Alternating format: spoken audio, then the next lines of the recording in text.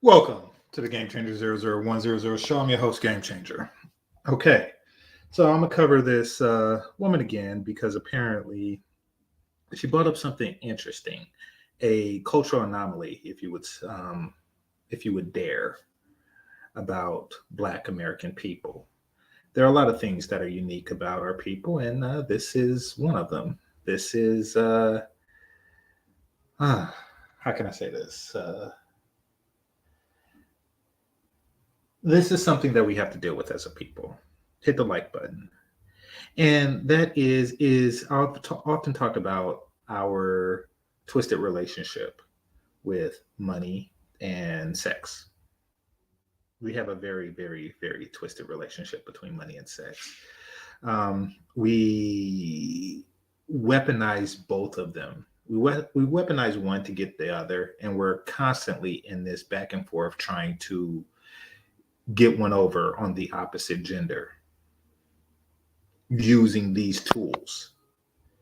We're hypersensitive about how much is given to the other party, and therefore it makes us collectively incapable of pleasing our mate, male or female, in the way that they wish to be pleased.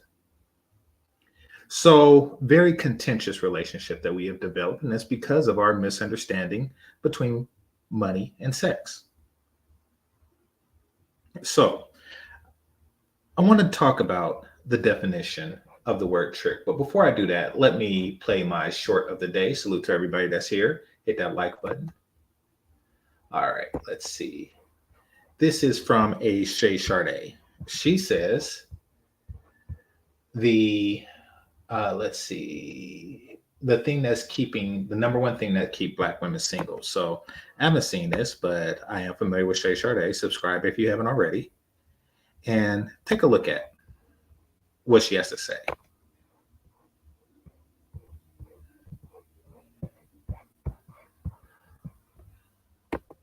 Learn how to get along with men inside of your community. How do you think you're going to be able to go outside of your community and get along well with men? And if you're coming with a whole bunch of different baggage, and if your narrative is black men ain't he double hockey sticks, and I've had all these traumatizing relationships with black men, how is that going to be appealing with to other races of men if they know you have all that baggage with your own men, by the way? So the best way for you to rule this world, it's certainly not to be self-hating, and it's certainly not to have all this baggage and garbage. It's like if you are a beautiful woman with a beautiful spirit, then this wouldn't be an issue. And that's why I'm like, I wish we would just focus on that. I wish we would actually focus on, okay, are black women marriageable? We've already heard black men are marriageable. Okay, well, are black women? As I said before, if you can't learn how to get along with Okay, so that was a pretty short. I partially agree with her. Another thing is because a person can say that this person has baggage from previous relationships and still deal with them if they feel it's to their favor. I think a greater problem is you bring this baggage is throughout the community. So say you have a woman who don't have this particular baggage, but everybody in her family in some way, shape, or form does. If you marry this person, that baggage becomes your baggage.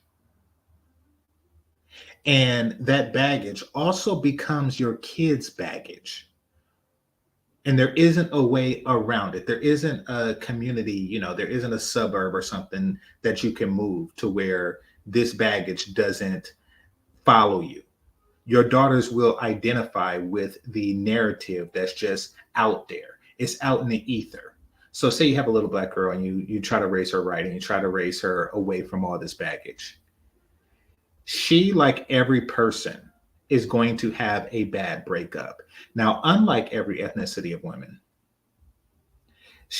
there isn't this ether out there. There isn't this man-hating sisterhood out there that she can go to for comfort. So your daughter will now qualify to go to this sisterhood for comfort, and this sisterhood will give her baggage. I've seen that happen. And also, your son will have to deal with women who have this baggage and angst towards them. So there we have that. All right, hit that like button and let's get in. Okay, so definition of trick. Definition of trick really shows how backwards Black people are as a culture. Now, every culture has some stuff that when you look at it, is going to look stupid. The holiday Easter, stupid. Does the bunny lay eggs? Like it's kind of stupid when you really stop and think about it. But for thousands of years, people, well, for hundreds of years at least, in the case of Easter, people really haven't stopped and thought about it. The circumstances that the holiday came, and I'm not going to go into the history of Easter, was there was a lot going on, and it didn't make sense then, or I'm sorry, it made sense then. It made somewhat sense then, and then people just followed the tradition. A lot of people have a lot of things in their culture that don't necessarily make sense. But at least Easter works. At least it makes children happy. At least it's a celebration of spring, and which changed into a more religious thing. And it's a celebration of, and I don't want to say it, but the torture and deletion of your Messiah. It's a very weird thing to celebrate, but like I say, strange things develop in people's cultures. One of the things that's strange that developed into Black culture is the word trick. Now, its origins come from the whole PIMP 304 culture that is uniquely, if it's not solely a Black American thing, because when I talk to people from other countries, the women have, and for the most part, have always just managed themselves. They just sold their goods, and that's pretty much that. There wasn't need for oversight management or mouthpiece or whatever. Like all of this is at least has its origins in Black America. But it is here, and like I say, cultures develop strange things. Now, as a result of this culture, as a subset of this culture, the word trick came about. Now, what the word trick originally was to establish a hierarchy for those in that culture. Basically, it's to say that the women are better than the men that they serve, even though it's the women that are on their knees most of the time. So a woman can get on her knees, service you, receive the money that you throw on the ground and she picks up, and still say that you are a trick. I am better than you because you just paid me for a very intimate service. That doesn't really work. Like you don't like a masseur don't call you a trick. The person who shines your shoes don't call you a trick. If I pay somebody to fold my laundry, that person doesn't call me a trick. If I pay someone to clean my house, that person doesn't call me a trick. If I pay someone to mow my lawn, that person doesn't call me a trick. Let me think. I mean, I'm just trying to think of like anything, any service that you pay someone for. Other than that, they don't call you a trick. They don't place themselves above you. If I go to a doctor and the doctor, give me a checkup, they don't say, "Oh, this trick." So there's a reason why it's a word that's unique to that culture. And that's once again because the nature of what they do can be considered degrading, a way to make themselves feel better about what they do is to have this whole dynamic, I'm not a trick, you're a trick. Okay, somebody said something interesting. I'm going to cover that. Women can be tricks too. Absolutely. In fact, that is the topic of today, which really which really makes this whole word a very, very, very, very, very weird word. I have to say, I English is my first language. There are still words that I don't know, but I think I have a pretty good grasp of the English language. And I have to say, the word trick is something that is very strange to me. Very strange.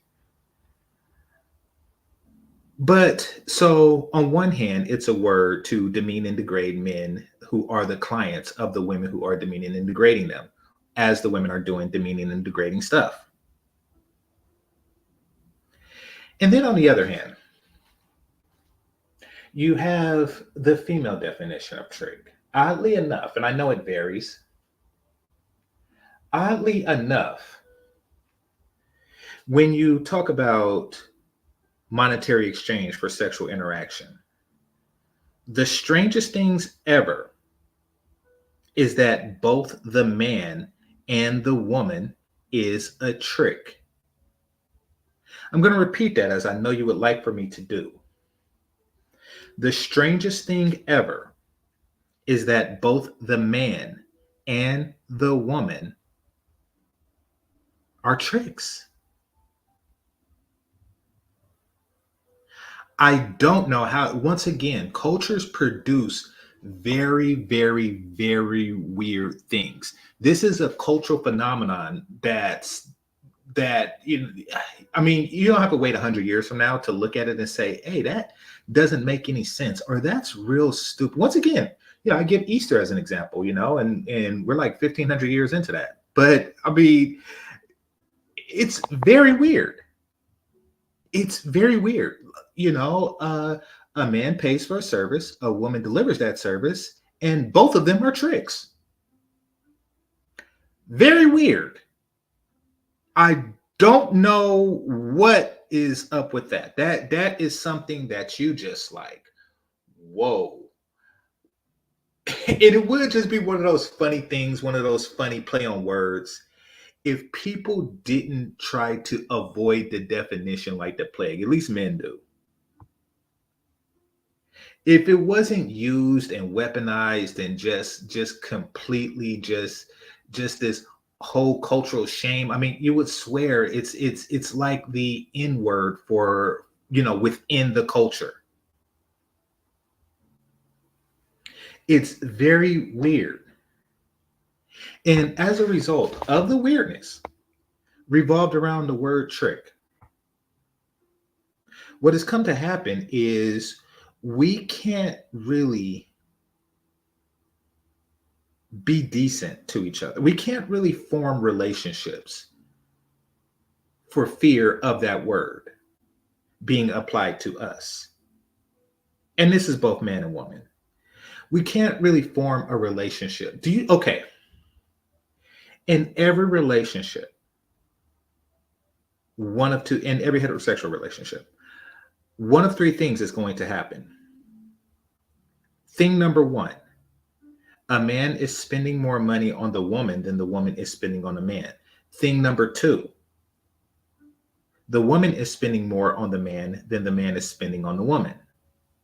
And then thing number three is that you are trying so hard to balance the scale that you find yourself in conflict over every little thing. That's thing number three. And that's the worst case scenario, to be honest. You ever hear about these relationships where people break up over, the cost of sponges or some crap like that? Like you go to the dollar store and, it's $1 for a 3-pack of sponges. And then, somebody don't want to pay the taxes. Like, yeah, but I paid the taxes on this. And then you have to bring it to that person's attention every time. That is thing number three. That is a living hell. Because you're just trying to balance some invisible scale so both of you could say, I'm not tricking. That's when relationships go absurd. And unfortunately, due to the advent of this word and its definition, a lot of Black relationships have went to a very bizarre place, or quite simply put, are non-existent. Hit the like button. Okay. Charles said something interesting. Trick is a game ninja shaming tactic, especially when he is left behind. Okay. Yeah, let's talk about this. It is. But it's not just that. Because when I think of game ninjas, I think of like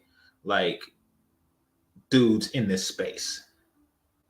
It is something that black men use when they are in relationship competition. Like Austin, for example. Austin is in relationship competition. He can't just go out with his friends of a different race. He has to compete with who gets the most attention from women.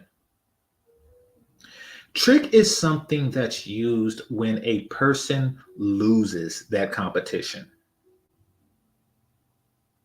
See, they understand that there's always going to be some type of monetary exchange. They always are going to say that. And then they say, yes, but that person is tricking. Even though he has a superior relationship, superior meaning that he has a greater access to a higher quality of woman. And by higher quality, I mean better looking.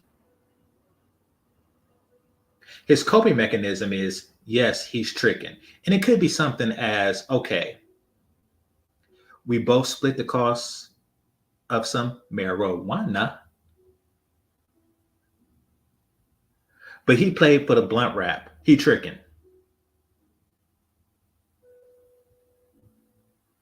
You see, it comes down to stuff like that. That's something that people who look at dating, mating, relating as a game, read competition. That's something that they say when they lose a competition. It's kind of like saying, okay, a person beat you in basketball, but he don't, he didn't do it with swag. That was a nasty dunk or something like that. It's one of those things. It's a way to call foul when a person loses a competition.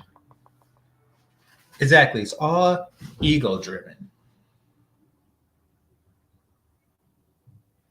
Okay. Somebody said going to a strip club is tricking. Listen, for a man, tricking is every form of relationship success that a person who is unsuccessful in relationships deem is cheating. I repeat, tricking is anything, any form of relationship success that a person who is unsuccessful in relationship deems is unfair. You're always going to have these people saying, okay, that's tricking. That's tricking. That's tricking. Like, listen, does it matter? Does it really matter? This is a uniquely black thing. All right. So let me see. If a woman likes a man, they will trick, then grow their expectations of men having money and invest in them, but they never expect that in their past encounters. Okay. I mean, it really, we have to get to the point where stuff like that doesn't matter and deal with the compliment to that. Or else you're just going to get stuck. First of all, you're gonna find yourself, missing out on a good woman because you over something like $7.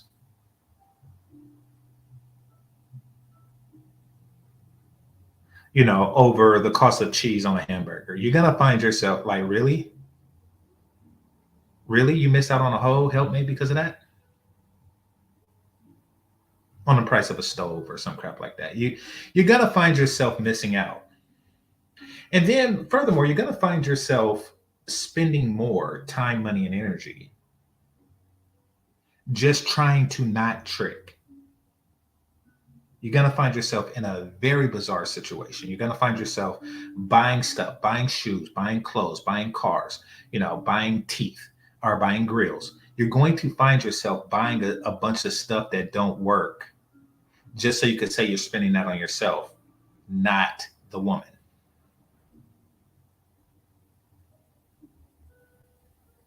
And then you're eventually going to spend on the woman anyway, and she knows it.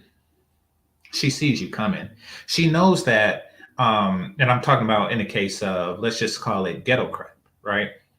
In the case of ghetto crap, when she sees you buy these things, she knows a couple of things about you. One, that you're thirsty. Two, that you are trying to gain a woman's attention and that you're using money to gain her attention. And three, that you are using it to gain the attention of a very specific culture of women. The same thing that turns that particular culture of women on turns all other cultures of women off. What does that mean? That means that she has exclusive rights to you. That means that you are limited to 13% of the female population. She don't have to compete with the other 87%. That's the overwhelming majority. All of these things read two words. Got him. You see somebody with sagging pants and gold teeth and, hair longer than his woman's, and she's overweight and he's not. He's carrying her purse. He's putting up with her attitude. Got him.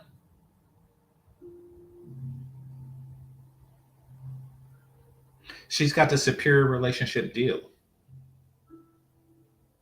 You were set up, and then you could just say, hey, at least I'm not a trick. Foolish as it sounds, that's how many of us think. We're going to have to change our way of thinking drastically. All right. Now, we're going to talk about the German woman, Soraya Brooks. Apparently, she has been called a trick. She has been called a trick by a Black American woman and a Black American man. We're going to go over these videos. I wanted to cover them one by one, meaning I wanted to cover them. I wanted to cover them without her commentary, but I couldn't find them without her commentary. So, plan B, I'm going to cover it with her commentary, and that's fine. But I'm going to, because, I don't like commenting on a video that somebody else is commenting on. Like, it's a review of a review.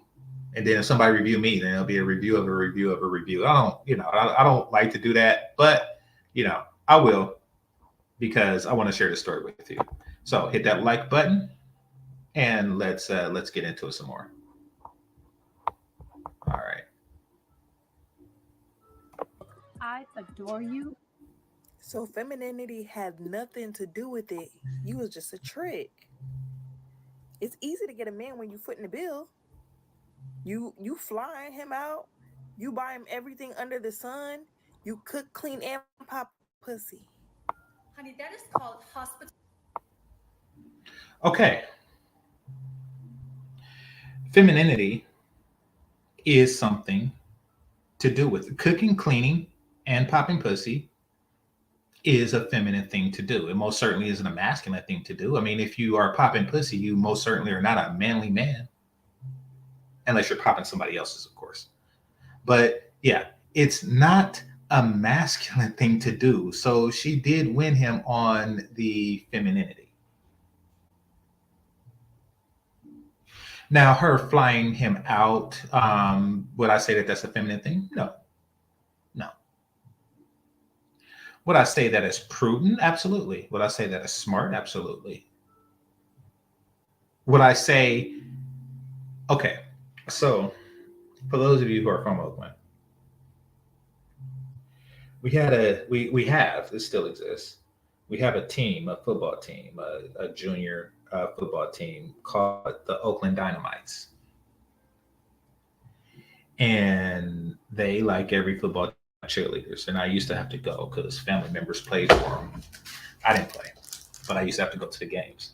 I didn't mind. So we would play with neighboring city league teams, and one of the cheers that our cheerleaders used to say, because they used to win a lot, at least back when I used to go to the games, and when they used to play the like neighboring cities' white schools, and they had their cheerleaders, and they would cheer when they scored. So like the score would be like 49-0. And then the white team would score 7 points. And then the white cheerleaders would start cheering. And then our cheerleaders would say, hey, Check the score. We can dig it, but we still want more. So now I say this to this particular Black woman. Check the score. You can't really criticize her because not only is, her and the, depiction of her white woman, not only is her score better than yours with her own man, it's better than yours with your own man. I mean, they're killing you. Check the score. And they still want more. Yeah. So yes, her tactic works. She was very young when she met her dude, the dude that she wanted to be with. I don't know the circumstances under which they met, to be honest. Apparently, it had to have been some online. Well, no, because they're older, so probably wasn't really. Well, maybe it was, maybe it wasn't. Who knows? They're in their early 40s. It's possible. But the point is that she's seen something that she wanted and she got it and she treats it right. He sees something that he wanted and he got it. And this would not have happened. Bear with me. This would not have happened if he had this weird relationship with the word trick. If he's seen an opportunity, if he's seen somebody spending money on him as, an opportunity to call them a trick and attempt to take further advantage of them, then he would have eventually lost out. He didn't do that because he's not a freaking idiot. And he's won. At least I'm pretty sure he would define it that way. He won more than, than this chick right here. Take a look at this chick. She looked like a Lannister bastard. For those of you who want to know what a Lannister bastard looked like, it looks like this. Lannisters are a fictitious family from the TV series and the book, the George R.R. Martin book, Game of Thrones. They're known for their gold flowing hair. And of course, their white skin, making her a bastard Lannister. But that's what she looks like. Let's continue. You buy him everything under the sun. You cook, clean, and pop pussy. Honey, that is called hospitality and competing for your man. You see the way the man looks? He's a 10 out of 10, at least to me. And I know that there are a lot of women out there who like the way my husband looks. I just know it for a fact because I see women looking when we are out together. But long story short, and what I really wanted to say is hospitality is something that a lot of women need to apply into their relationship again. Because what is wrong with being nice to a man? What is wrong with competing to a man? So yes, he came to Germany and I showed him everything that I could. I covered all of the bills. You know why? Because he was a guest in my country. He was a guest in my country and I wanted him to be as comfortable as possible. So right from the beginning, he didn't have to pay for anything. It's called hospitality and competition. You found an average Black man. That's what you call him. An average Black man from America. Bought him any and everything he could possibly want, even things he didn't think he wanted. Okay. Her reaction now is there's a reason why. Okay, I never thought to do this. I never wanted to do this. But I've always been curious. I've seen it on TV. I've seen it on some movie. If you could do this, you ever see a blind person and they have their dog? Now, everybody knows, and I think it's actually written on that little thing that they have on the dog. Don't feed the dog. Don't feed the blind person's dog. You are not to feed it. The blind man or woman is to feed it. And you see these types of signs everywhere. The reason for this is because it's how the dog identifies its master. I repeat, it's how the dog identifies its master. You're not supposed to feed somebody else's dog. You're not supposed to feed somebody else's animals. You're not supposed to feed them, or else they may consider a different master, especially based on the quality of food. Now let's go back to black women. Don't feed black men. That's really what this comes down to. It's the same thought, it's the same logic, it's the same mentality. Don't feed black men. We do not want them to be confused about who their master is. If another group of women are to feed them, then they may consider leaving.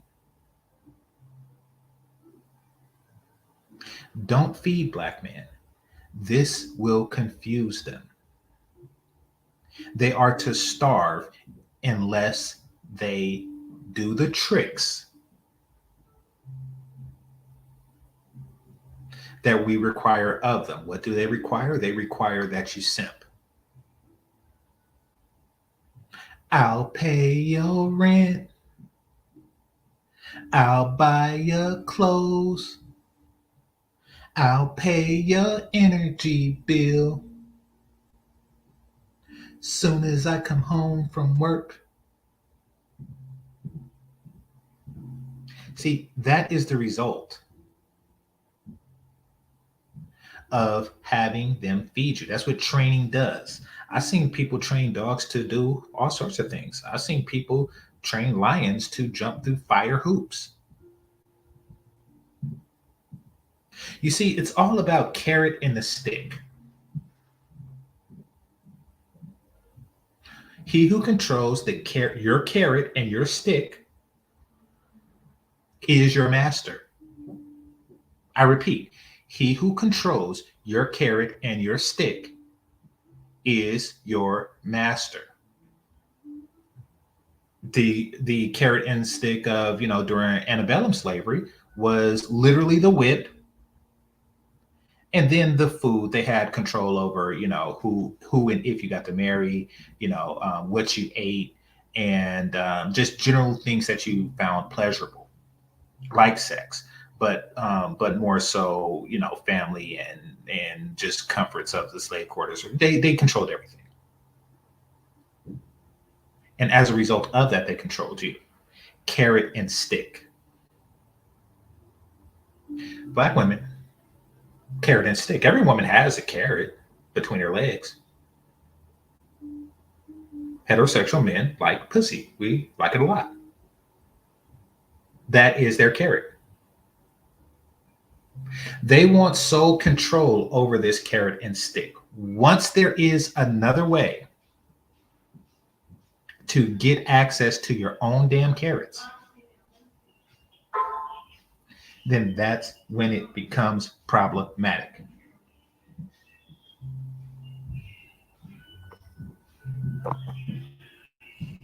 You wait on him hand and foot.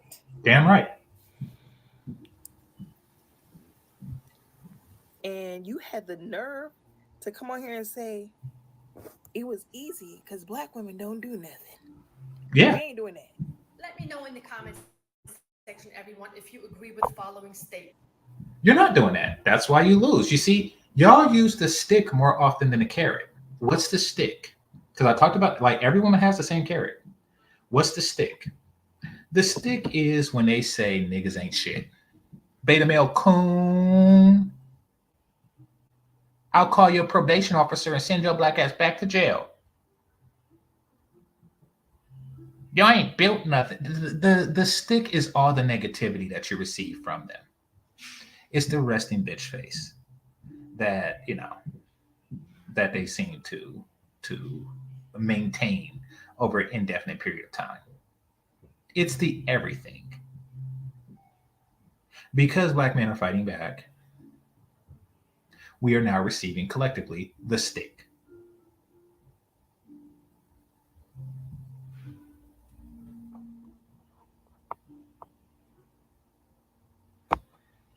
The average modern Western woman just doesn't want to put in any effort into a relationship. They don't want to put in that work in They a don't have to. We've been relationship. trained. They don't want to contribute what is necessary as a woman in a relationship.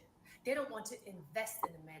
And I'm not talking about that financial investment. I'm talking about emotionally and mentally, okay, and whatever needs to get done at home. Instead of that, you have all these women running around and all they want to provide is themselves, their body, their looks, which is the reason why many of these relationships don't last for a long time because there is no deeper level of connection. There's only a connection on a physical intimacy level. That's it. Um, it's not even a connection on that.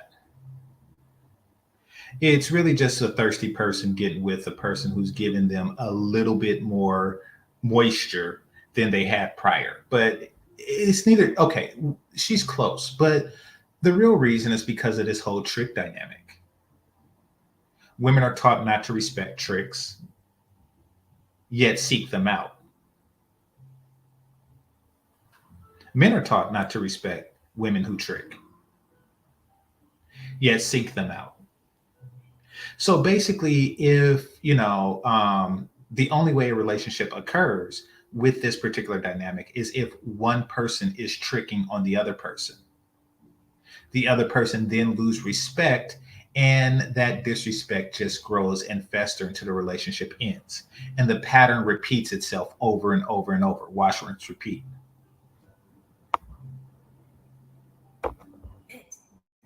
There is no deeper connection than that.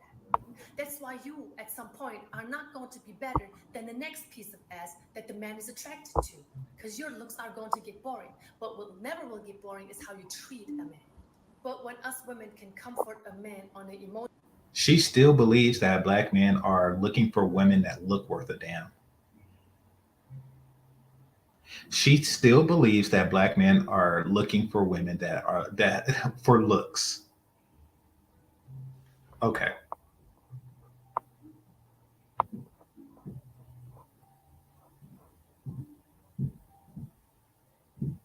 Well, at least your husband was.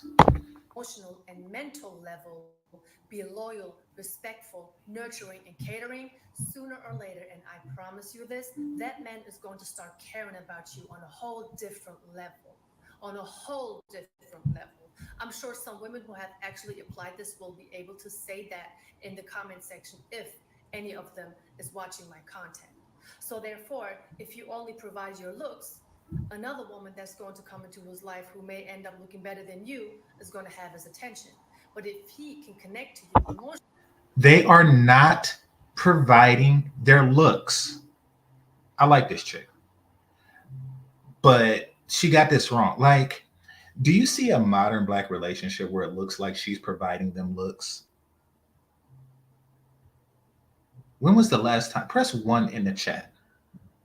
July is almost over, so we'll go with that.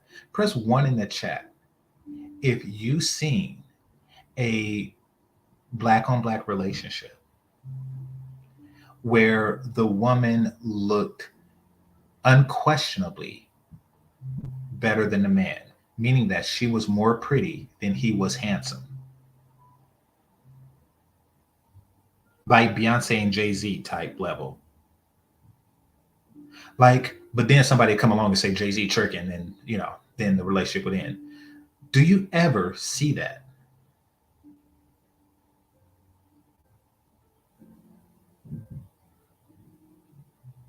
See, our men have been trained to go for the basis of carrot. In fact, looks is what we use to attract women, not the other way around. Women are not using their looks to attract men. The men are using their looks to attract women. That's the way the black community works. You don't believe me? Take Austin Holloman, for example. This man is online crying, I look better than y'all. I should be getting more attention from the women because I look better than these guys. I look better. I'm more attractive. I look better. Look at how much time I was spending in the gym. I look better. That's how women talk. That's how women talk about how to seduce men. That sounds like something from 1980s Cosmo. 10 workouts you can do to just drive your man wild. That is how modern black men are talking like past black women or past white women, excuse me. That should tell you something. Like we're using because Austin don't trick, right? So he's using his looks.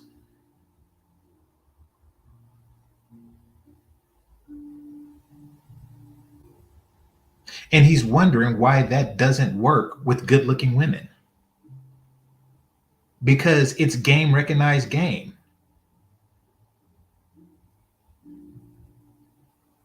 Your seduction technique is the exact same as theirs. Anyway, Unfortunately, that's a whole different level. Believe it or not, us women have the power to turn a good man into a better man.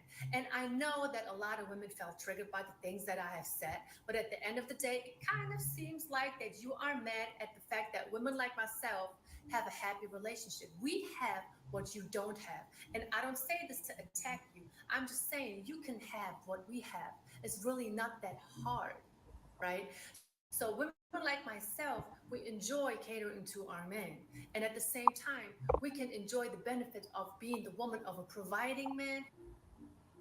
it's very hard getting these women to do that. I mean, it's okay. Saying that it's not that hard is like a Christian telling a Muslim that eating pork isn't hard. Like they just sit there with some bacon and then they say, "You see, it's not that no, no, no, it's not that hard." It is very difficult to get somebody to go against their core principles and beliefs. It's very difficult to get someone to go against their core principles and beliefs. It's very difficult to get someone to go against their core principles and beliefs. Treating men poorly with hopes that he don't realize that he deserves better treatment is the foundational mating strategy in this particular culture. They're not going to change that easily. Of a protective man, of a guiding man. And I will not stop stressing to the world and especially to you women that there is nothing wrong with an average man. An average man deserves respect too. An average man, just as average as you are, deserves a daily cooked meal too. He deserves that you take his towel into the bathroom right along with a fresh pair of boxers and some socks before that man comes out of the shower. Have you ever done that before? But instead of that, a lot of women have the audacity to say that catering to a man is a trauma response. Excuse me, but catering to each other is the beauty of a relationship. And I can sense that a lot of you have never been in a real relationship because you continuously run to a toxic man. And then you get treated like shit. And then you are in the circle that is full of toxicity and you cannot get out of it.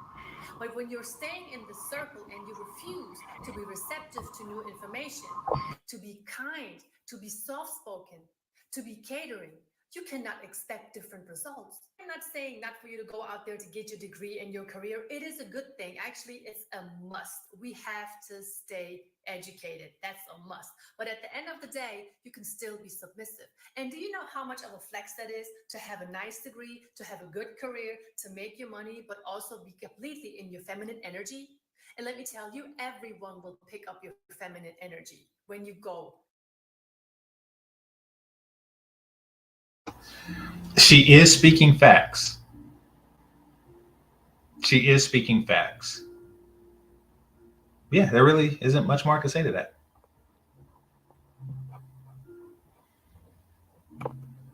Anywhere you go, they will pick it up. And then you will attract the right type of man as well.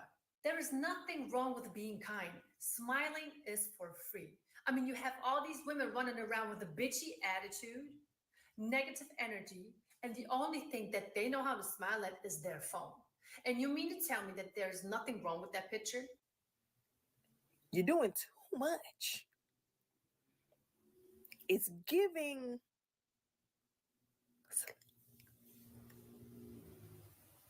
Why would any one of us want to subject ourselves to that? No, honey, you are doing too less. And she really said, I didn't notice she said slave. I did not know that she said slave because I heard this before I seen it. Like when I listened to it before, I just seen what she looked like and stuff, and then I went on other stuff, but I still was listening. Didn't notice she said because she mouthed the word slave.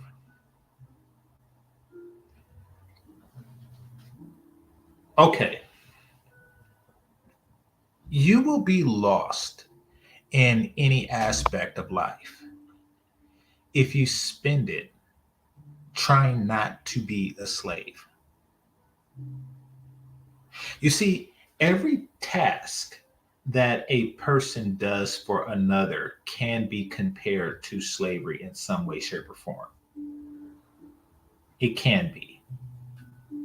So, really, if you avoid, okay, put it like this: men work, we work, slaves work. And if you take a job or something and you like, oh no, I can't do that, that's slavery, then you're never going to work, you're never going to provide for a family, you're never going to advance in society. If you say you want to be a part of a fraternity and there's hazing rituals that often, sometimes, require degradation or physical pain, which is something that slaves had to endure, you'll never actually be a part of this fraternity and reap the benefits of it, the connections and things like that. You'll never be a part of this fraternity because you're afraid of the slave parallels. You'll never actually start something. You'll never actually like learn a trade, start at the bottom because you're afraid to be a slave. You will never even master a martial arts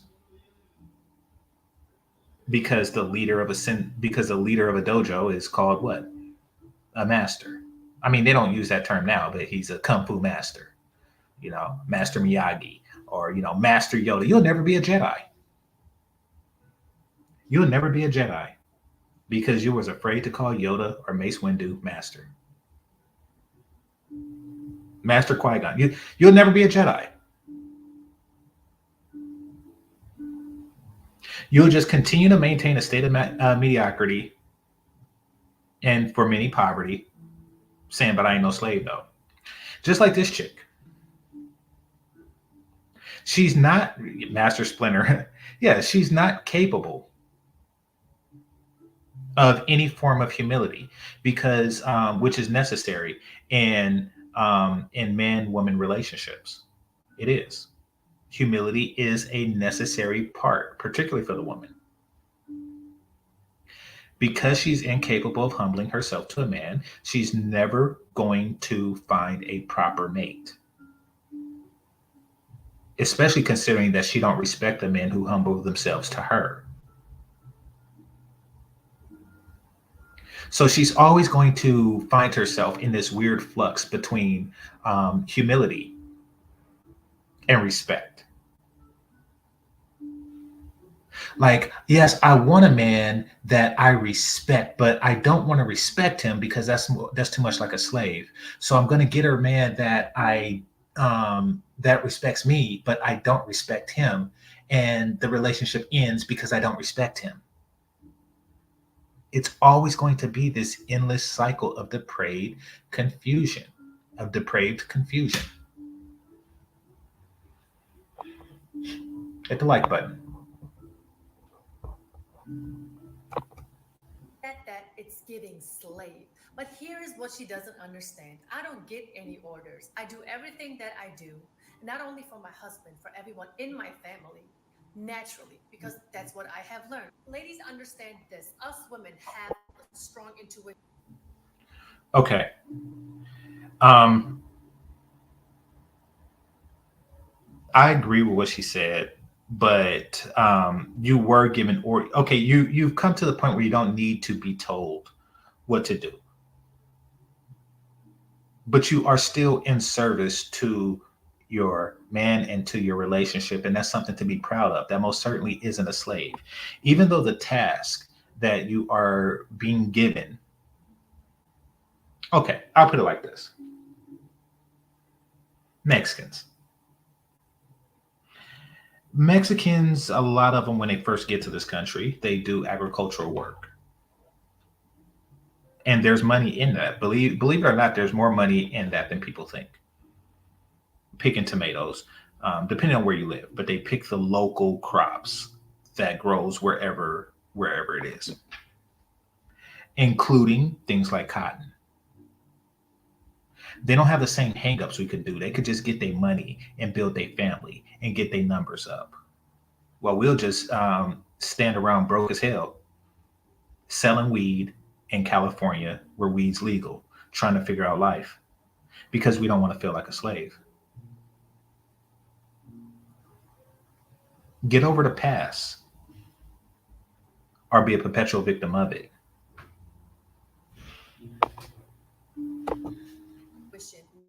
We have the ability and the power to sense whether if our man needs something or not.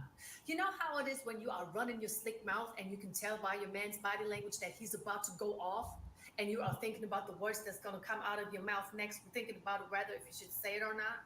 That's the type of energy that I'm talking about. But in order for you to develop this ability, you have to stop thinking about yourself only. They don't fear that. Bad analogy. They don't fear that the way a person don't fear being bitten by a well-tamed pit bull. They don't fear that because they control the carrot and the stick. So they like, oh, he's never going to bite back. He's not going to bite the hand that feeds him pussy. That's the way they look at it. And unfortunately, there are a lot of tame Negroes in the Black community. When you are in a relationship. A relationship is not a one-way street. So the way you learn how to read your partner is to read his body language, to observe that man and figure out what he wants. If you don't know what he wants, you can talk to him. I think she got that from my last video because I said something very similar, or maybe she just know. But yeah.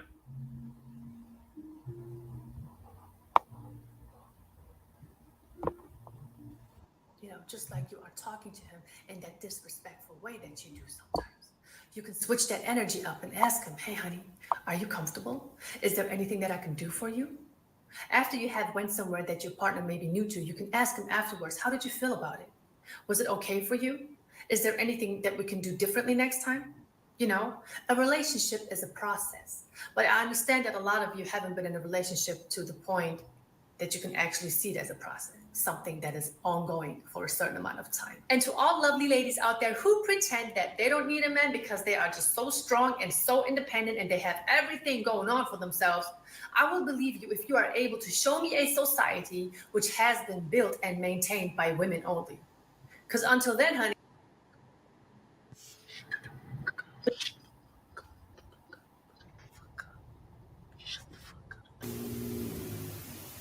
why would any one of us want us to?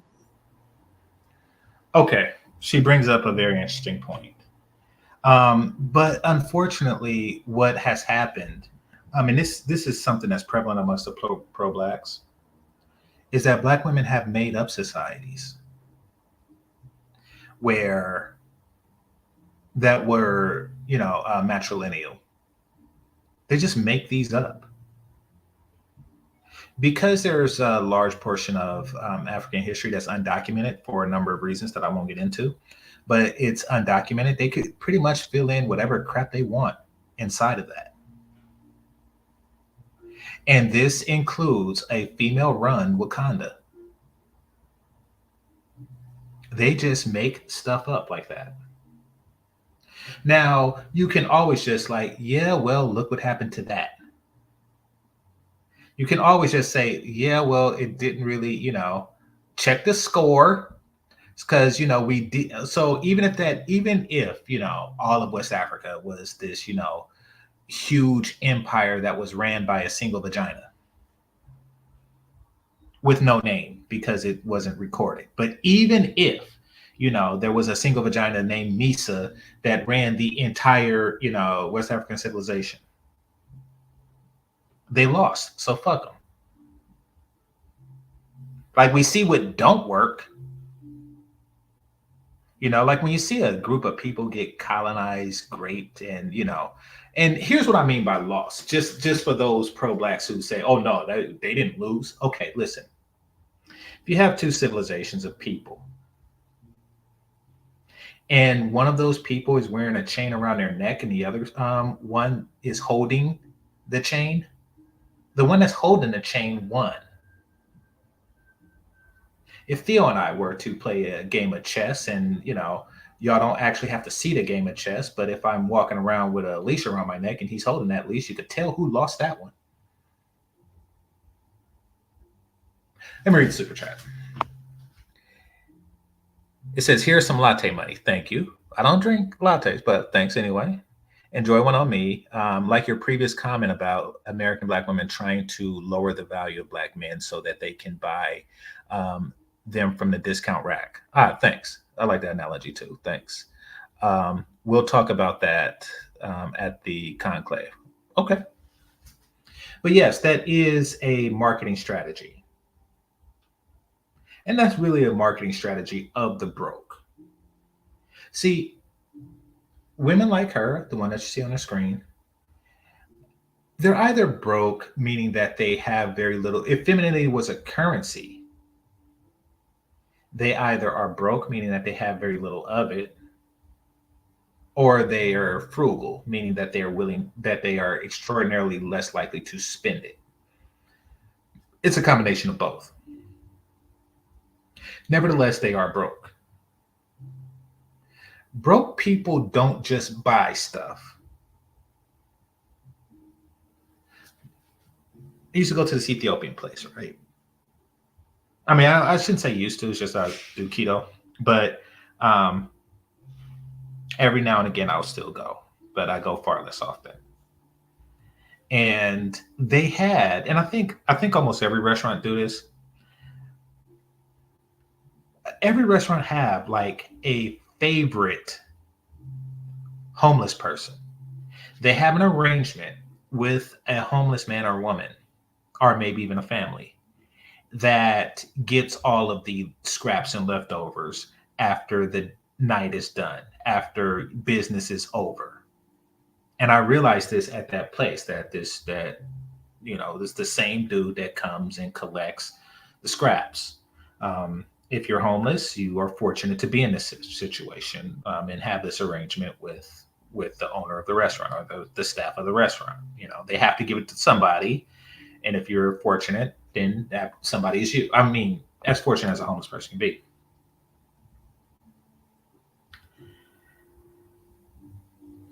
The way they consume. See, everybody else just buys the damn food. But this homeless person waits for it to be left over. Waits for it to diminish in value and then take what is left. That is what these women are doing. They're waiting for Black men to diminish in value and then take what is left over. Ever notice how they're always there when you're at your lowest? For example, there's this guy, and everybody covered it. I didn't think it was worth covering, but I'll just talk about it now. There's this guy who's like, hey, I'm homeless. I need a place to stay. He's given his life story and stuff, and salute to the brother, wish him well. And I'm personally, the reason why I didn't do a video is because I didn't really want to knock what he was doing. I'm not going to do anything that interferes with his prospect of finding a place and support. So the women that responded to him was they like, oh yeah, you could come sleep with me. I'll give you this, I'll give you that. It's at his lowest. Their marketing strategy is the same as the homeless. Wait for something to depreciate. Wait till the donut is a day old. Wait till a man is a little bit homeless. Wait till the black man is at its worst, at his worst. Because it's easier to sell water to somebody whose house is burning than it is to somebody with working indoor plumbing. They understand this. So thanks for the super chat, Theo. Appreciate you.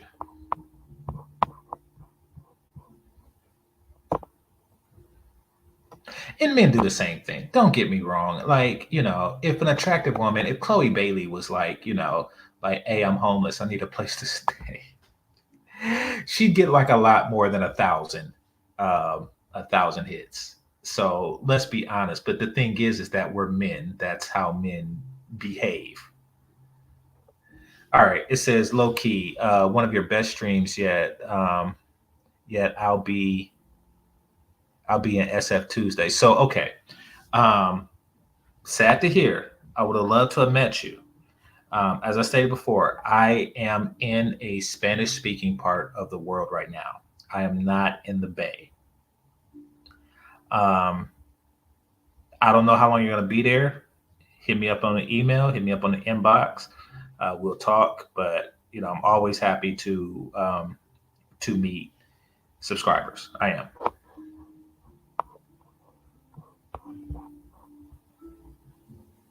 Subject ourselves to that.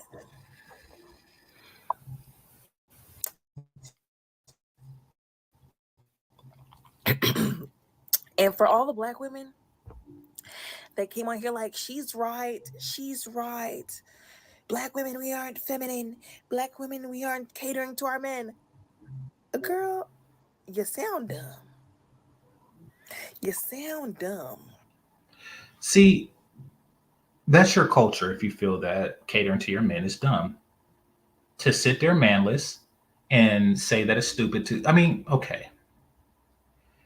To a certain segment of homeless people,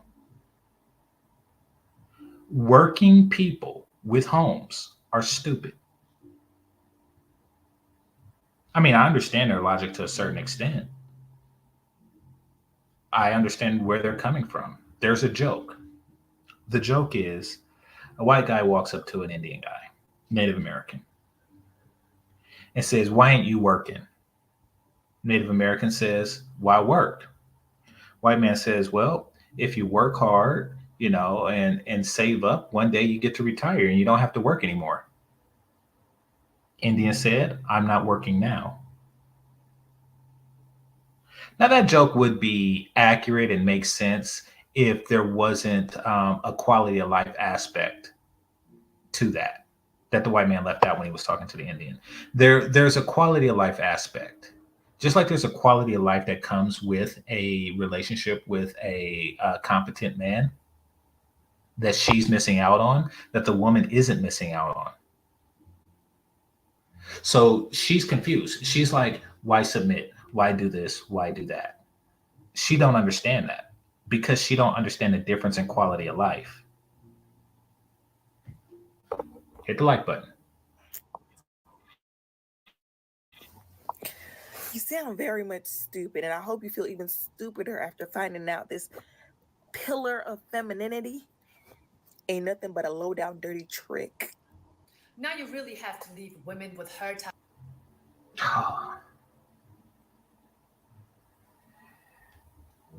It's 1,000 women that offered to quote unquote trick on that dude. And by the way, people say, oh, it's because he's handsome. That's I looked, and I'm not a judger of men, right? I'm not a judger of men. I will say this is that if he is exceptional, and he probably is, more so than most, above average, um, it doesn't really warrant the response that he's got. Put it like this: there are more handsome men in other social media forums. Let's start there. There are more handsome men in other social media forums, meaning that there are more handsome men on Bumble. There are more handsome men on Tinder. There are more handsome men on Hinge. I'm sure of this. That being the case, and I don't know how he ranks next to this woman's husband, I really don't. But that being the case, um, they could have hit him up there, but they didn't. They hit him up in this particular place. So there is a different type of attraction. There's the discount attraction that I was talking about. That clearance rack. They basically see his penis on a clearance rack, and they are getting his penis at a bargain because they're conditioned to pursue like men. Nevertheless, what she did, what the woman on the screen did, is something different. She hit it with both angles. And she's like, and another thing that's different between what she's doing in 1,000 women, because notice the black woman isn't talking about those 1,000 women that hit up that homeless dude. They're not tricks, but this woman is a trick. Another thing that this woman did that those women didn't do is she built him up.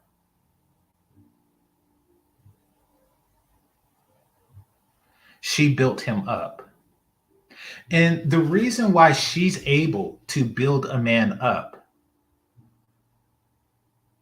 and the other women aren't and won't, they'll do whatever they can to assure that he's homeless, is because she knows that he will stay even when he is built up. You see, that dude that they was going to like, oh yes, you could sleep on you could sleep in my bed, I'll give you warm food and et cetera, et cetera, et cetera. And by warm I mean microwave. I'll give you this, I'll give you that. Those women have no intention on building him up because they understand that once he is built, the relationship is over.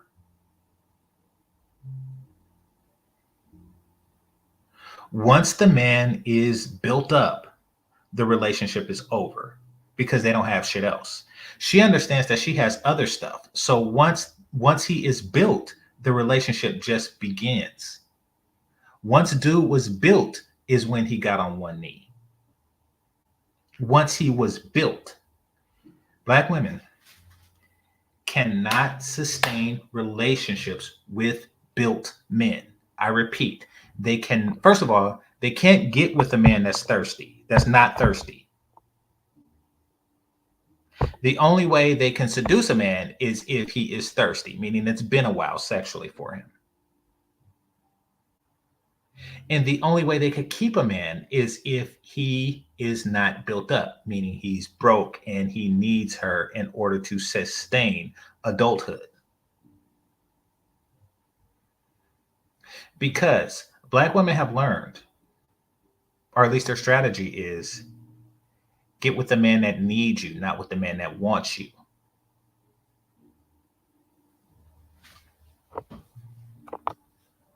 Type of mindset alone. These type of women, they are not receptive to new information. They don't want to do any better for themselves. They don't want to cater to a man. So you sooner or later have to let them suffer because that is what they choose. Now, I am afraid to say black because my video has turned America upside down without me even addressing Black American women. But I will say this. How is she, as a Black American woman, wearing a white woman's hair, putting down other Black American women who watched my video, who was able to pick up my message? Oh, I didn't even get that part. Dang. She went there. Because I think one of y'all said that. Like last video about this. Dang, but she went there though. She went there. Wow. Wow, that is a huge L. Why is it that the only idea that you can take from a white woman is their damn hair? And that's not even an idea. That's just something that grows out of some of their heads naturally, at least the color. It's like, really? Wow, but she went there though. Lannister, you want to be a Lannister? You trying to be a Lannister? Man, she said it. She said it. That whole Lannister appeal. Lannisters will sooner fuck their own twin sister than to fuck you. Okay, let me. Y'all gotta watch the Game of Thrones. I'm watching that tonight. Yeah, man. And who are willing to learn, who are willing to be receptive to new information and chose to do better for themselves. How are you going to put those women down? I understand when you call. Okay, Jabrani said something. I gotta respond to because it's funny. He said it's easier to look like your competition and to actually compete with them. Yes, yes, it is. When I was in Little League, there were in fact, I don't know if this gum or candy line or whatever still exists, but there was a time when baseball players used to spit tobacco, and they had this gum called Big League Chew that was meant to mimic tobacco for kids that was in Little League and they wanted to emulate their favorite baseball player. That's black women. Kids emulating their favorite character on TV, hoping that one day that they'll be like them. You know, that's like me as a kid wearing a robe, thinking that, oh yes, this is how I will become a Jedi. You know, you as a kid put a cape on, like, yes, this is how I'll become Superman. It mimics that behavior. It reeks of that. Who else did I couldn't, you can't become a transformer, you know, so I think that's about it.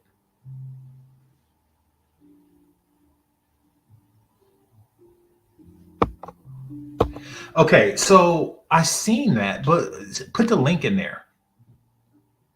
Or somebody, one of the mods, put the link in there for that. So I'll check that out.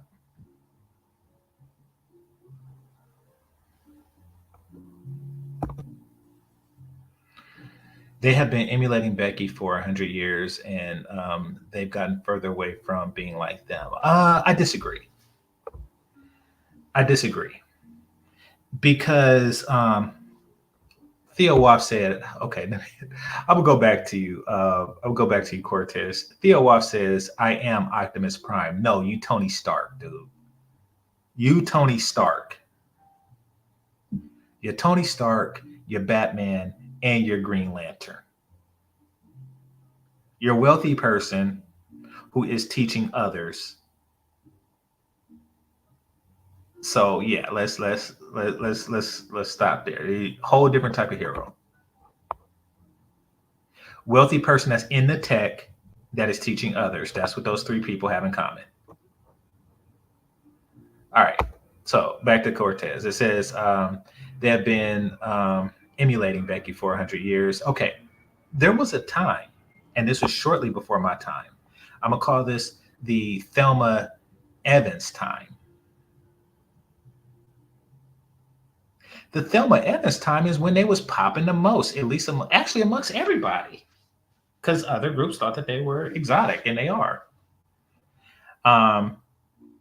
For whatever reason, they just went astray. And I think a lot of it has to do with media because, you know, there's no money in natural hair. Like the woman on your screen, she hasn't spent anything on hair care products last month besides shampoo. And maybe some spray or something. But, you know, it's her hair maintenance is very cheap. I think through years of marketing, they took them out of the Evans phase and turned them into blonde bitches. And now they're making billions off of these chicks, trying to emulate something else. But it wasn't always the case. It wasn't always the case. I was a kid during the hot comb transition. Let's call it that. And, black men, we didn't go back. We had our Jerry curl days, and we had our what do you call that? Whatever Malcolm X had in the beginning of the movie. So we had that, but we replaced the perms with dreads. We do more natural, and we have since Shaft, since those days. Like we haven't went back. Yes, it changed, but it changed to something that's uniquely black. I remember the first time. I'll never forget. I'll never forget. I was at a dentist. My dentist, dude, was weird. I gotta say, dude was weird. And I'm not gonna call him the P word, but I am gonna say he was very, very weird. He used to say weird stuff. But he was a dentist and he was a white dude. And went to him 15 years old, had my waves waving, looking like Billy Ocean with the waves in the hair. And then he said, "What's that?" I'm thinking he's talking about my teeth. And I'm looking because he would say stuff like this. He was my dentist for a long time, like through most of my childhood. So I knew him well enough to know that he is capable of saying something that bizarre. To, as a dentist, look at my teeth and say, "What's that?" to the person who is, to the 15-year-old who is having the teeth looked at. So I'm like, "What do you mean?" He's like, "Your hair. How you get your hair like that?"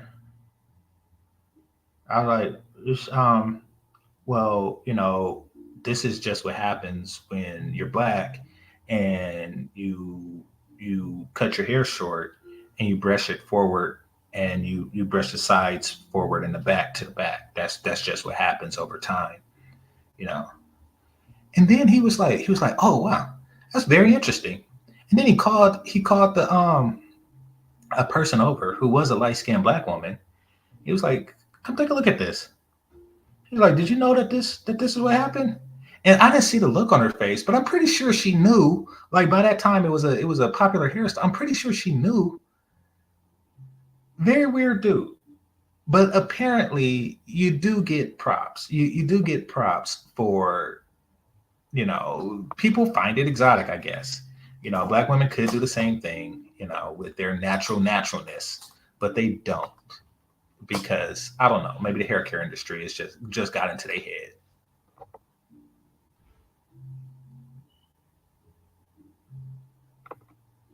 calling me stupid, but how are you going to call your own women stupid? The whole world is watching America, and it's a freaking shame to see how you guys are just talking down on each other. I thought it is so important for you to build yourself up. So why are you still there? For one, talking shit about men, and now you're dragging your own women down? I personally applaud every single woman who was able to understand where I come from, who put their What she was saying was simply put that the women who backed you were off code. emotions to aside and looked at my message objectively. I applaud and appreciate every one of you because our femininity is really appreciated and needed. And once you apply it and once you carry yourself in your feminine energy, you will soon notice that things around you are changing. So why not try to change for the better instead of following these modern Western trends without thinking about the consequences? You cannot run around as a woman think that your body count doesn't matter. It is not okay for a woman to sit down and openly talk about her sexual preferences. We have to think about what's coming out of our mouth. We cannot sit on podcasts and talk about how many pieces of D we had last night. It is shameful behavior. You could have these conversations, have it with your girlfriends behind closed doors. But no, you 304s want to be heard. Everyone, that was today's video. Thank you so much for watching. I hope you enjoyed. Called them 304s and pointed out their obsession with attention. That's sad. That's sad. That's an L. Okay. All right. So somebody, let's see. It says, let's see. Kevin Murray says, have to demonstrate how some fellow theater students about how my hair behaved when I brushed it. Yeah. So whatever it is, it's exotic. It's exotic. Our hair can do things that theirs can't. Um, but no one else's in the world, save perhaps Aboriginals, can. And it's interesting, and it doesn't work against us. I'm not saying that you have to walk around, with a Grace Jones, high top fade, that's nappy as hell. But there are ways that Black women can do it and look good to the masses, but they don't. Um, yeah. And somebody was saying something that it's not the hair care industry. It probably was a combination of both. I mean, industries is always going to try to sell you something. They're always going to try to, augment your style and stuff. And I think, and of course they try it with us. That's where Jerry Curls came from, you know. And they pay somebody like Michael Jackson to like, everything is sponsored. So they don't actually have to have a Jerry Curl commercial.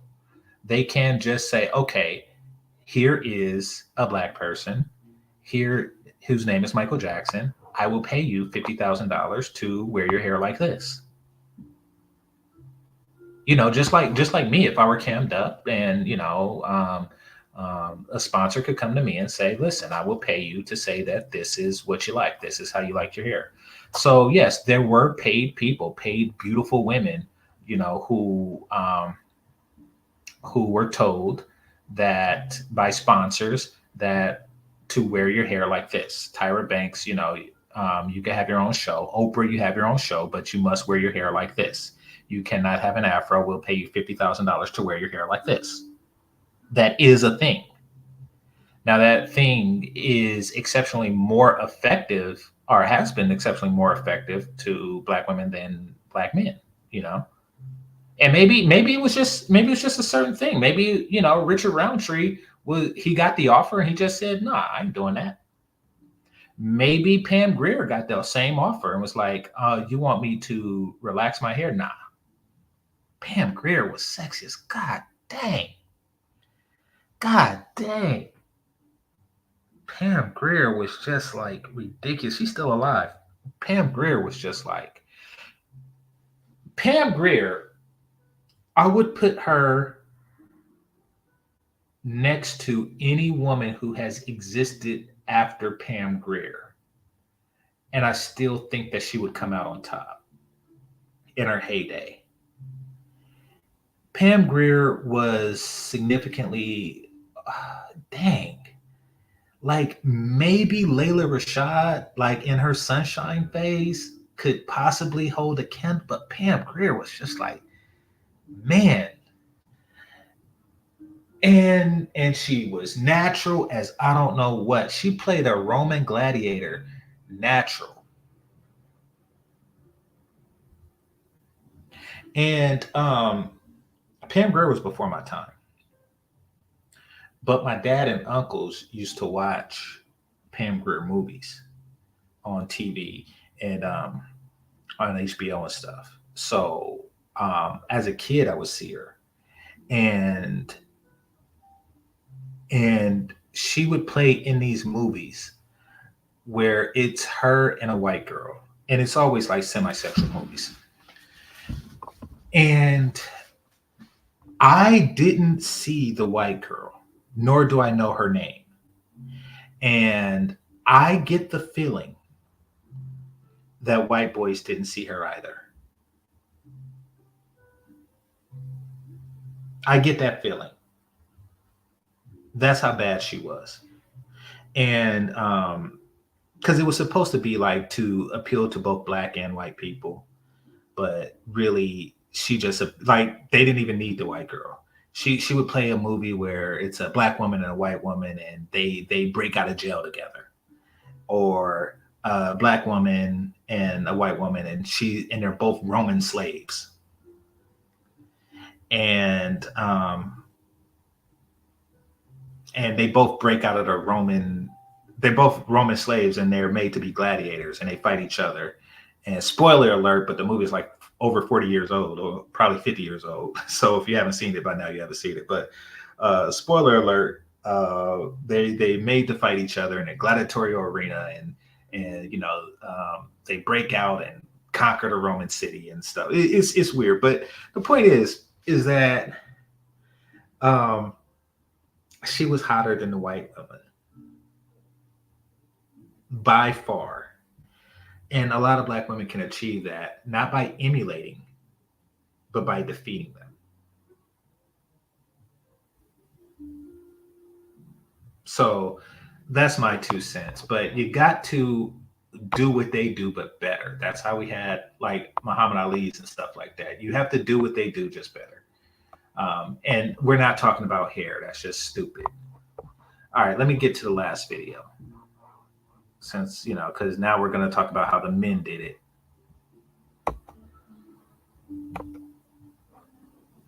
Oh crap! I clicked out that video by mistake. All right, let me just redo it. But hit that like button while I do this. Greatly appreciate it. But yeah, but something happened between the Pam Grier days and the something happened between the Pam Grier / Thelma Evan days and now. But whatever happened, it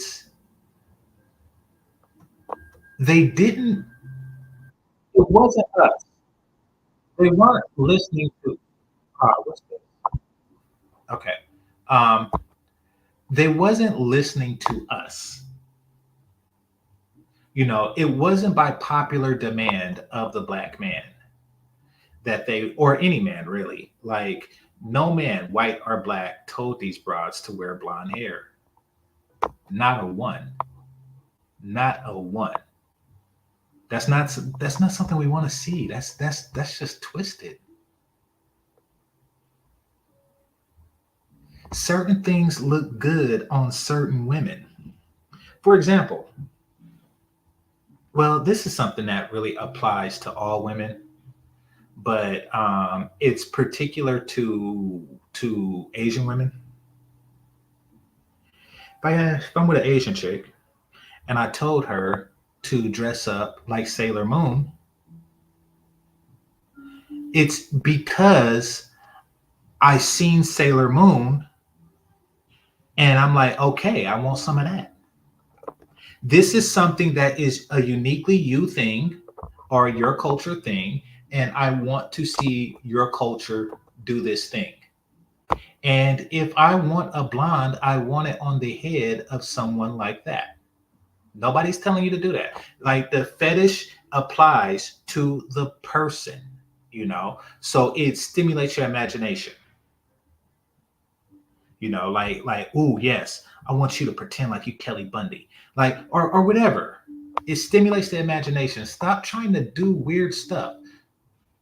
Don't be weird. It's a very simple solution to the problem. Don't be weird. What is this? Oh, okay. So this is the same thing. All right. Well, let me get rid of this then. Okay. So I had it up. I just didn't do that. And see, okay. For example, Bruce Leroy, and they were making fun, but Bruce Leroy was them making fun. You had the brother from Harlem, and he was eating the popcorn with the chopsticks, and he was going around with the hat, with the straw hat that they wear that you seen on Ninja Scroll. That was funny. And then you had Shogun of Harlem, and he like show enough and kiss my Converse, like that whole crossover, the cultural crossover, that was hilarious. One of the best movies of that particular time. But it's meant to be humorous. It's not meant to be taken seriously. Hit the like button. All right, let me share the screen. So here we have our brother who's doing the same damn thing. Now we're going to watch it.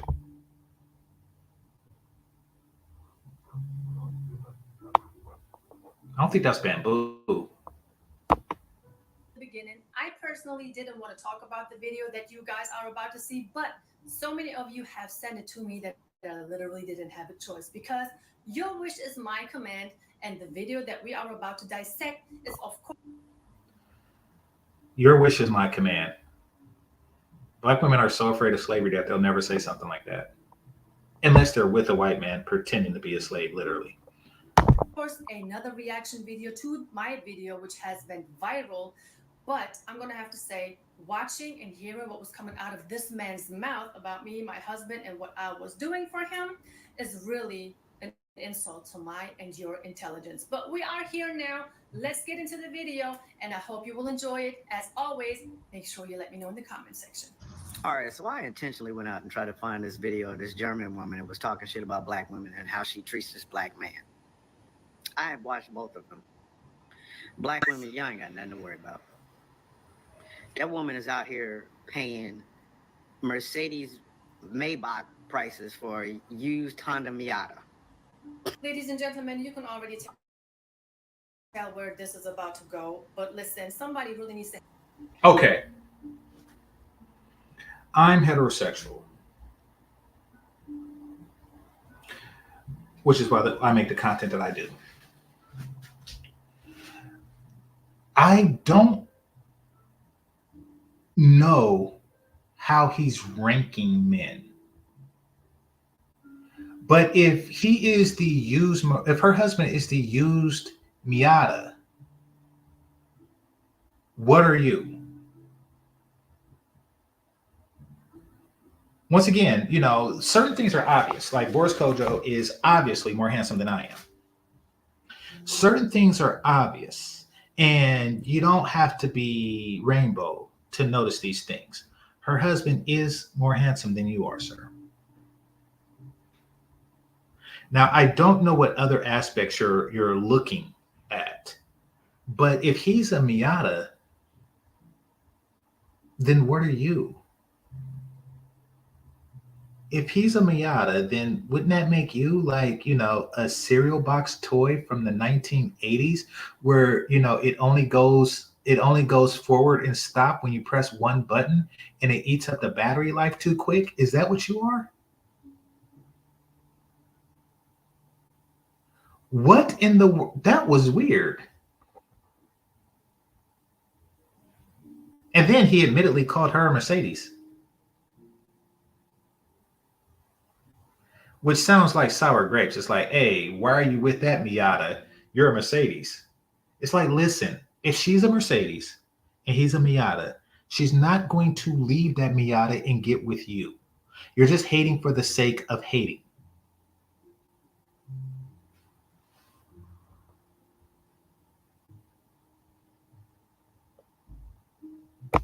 To help me to identify this creature's sex, because I am looking at a grown-ass man wearing hoop earrings and nail polish. And I already know what you're thinking. You're thinking, Suraya, you cannot take this man serious. He's...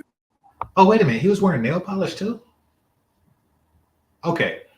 I'm going to comment on that in a moment. not even a man. I get it, but his message is really clear, and obviously you guys wanted me to respond to it. So here we are. Let's go. Oh, yeah, he is wearing nail Both polish. of those videos screamed, I'm a trick. That's what they screamed. I'm a trick. She talked about flying this man out, taking him on luxury trips, getting him a passport, and this. Oh, gosh. My head hurts. My head hurts. So he does have nail polish on. All right. I don't know what this guy's orientation is. Unfortunately, if I had to guess, it would be heterosexual. If I had to guess, um, which really says something. But no matter what his orientation is, he's too old for that. He's too old for that. So I see youngsters, right? Um, Young men with nail polish. And this guy, by appearance at least, is older than me. And, that's, I look at it as just something a younger generation does, et cetera, et cetera, et cetera. But that's what their generation does. That is no country for old men. I know I don't do that crap. I know that this generation of young people is being confused deliberately. But that's their demon to defeat, just like feminism is ours. So, but you're not young. You're not a 19-year-old hipster, sir. For a man with at your age to wear library lady glasses, hoop earrings, and fingernail polish with a full gray beard, it's just weird. Trying to fit in with the young, hip, woke people, you're just a clown.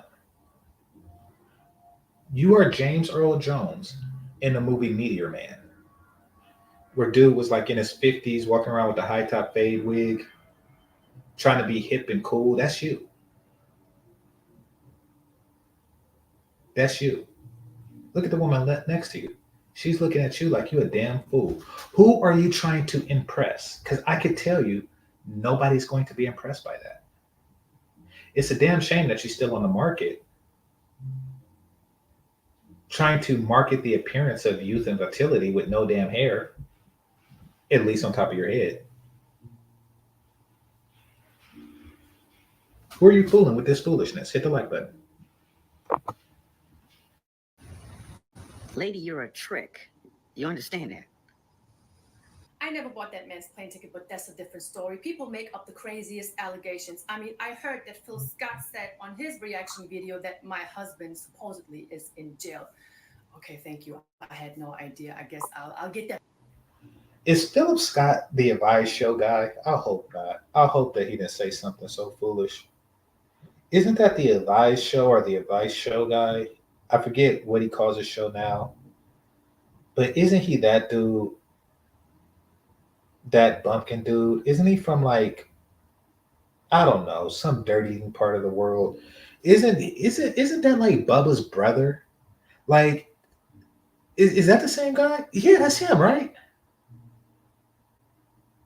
And by Bubba, I'm not talking about like Bubba Sparks or anything. I'm talking about Bubba from Forrest Gump, like the I was born with big gums and all the shrimp and stuff. Like, I would swear that they related.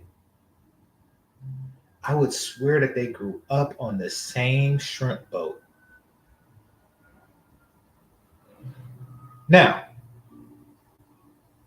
I want to remind y'all of three things.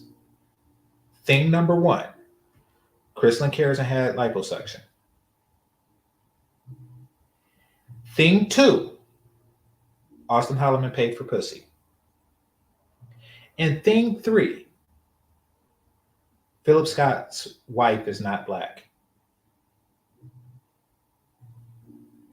These are the three things that I want to remind y'all of constantly. But let's focus on the third thing. This dude seemed to have a very similar taste in women that you do. It seems like he has a very similar taste in women that you do. Sir, your wife is not black. And don't get me wrong, no man is mandated to no freeborn man in the USA is mandated to any race of woman. But he followed the same path as you, or a very similar path. And you are shaming them. Why? Very weird. It seems like envy. I'm gonna be honest. It seems like you'd rather be smashing her than your wife. I'm gonna keep it a buck.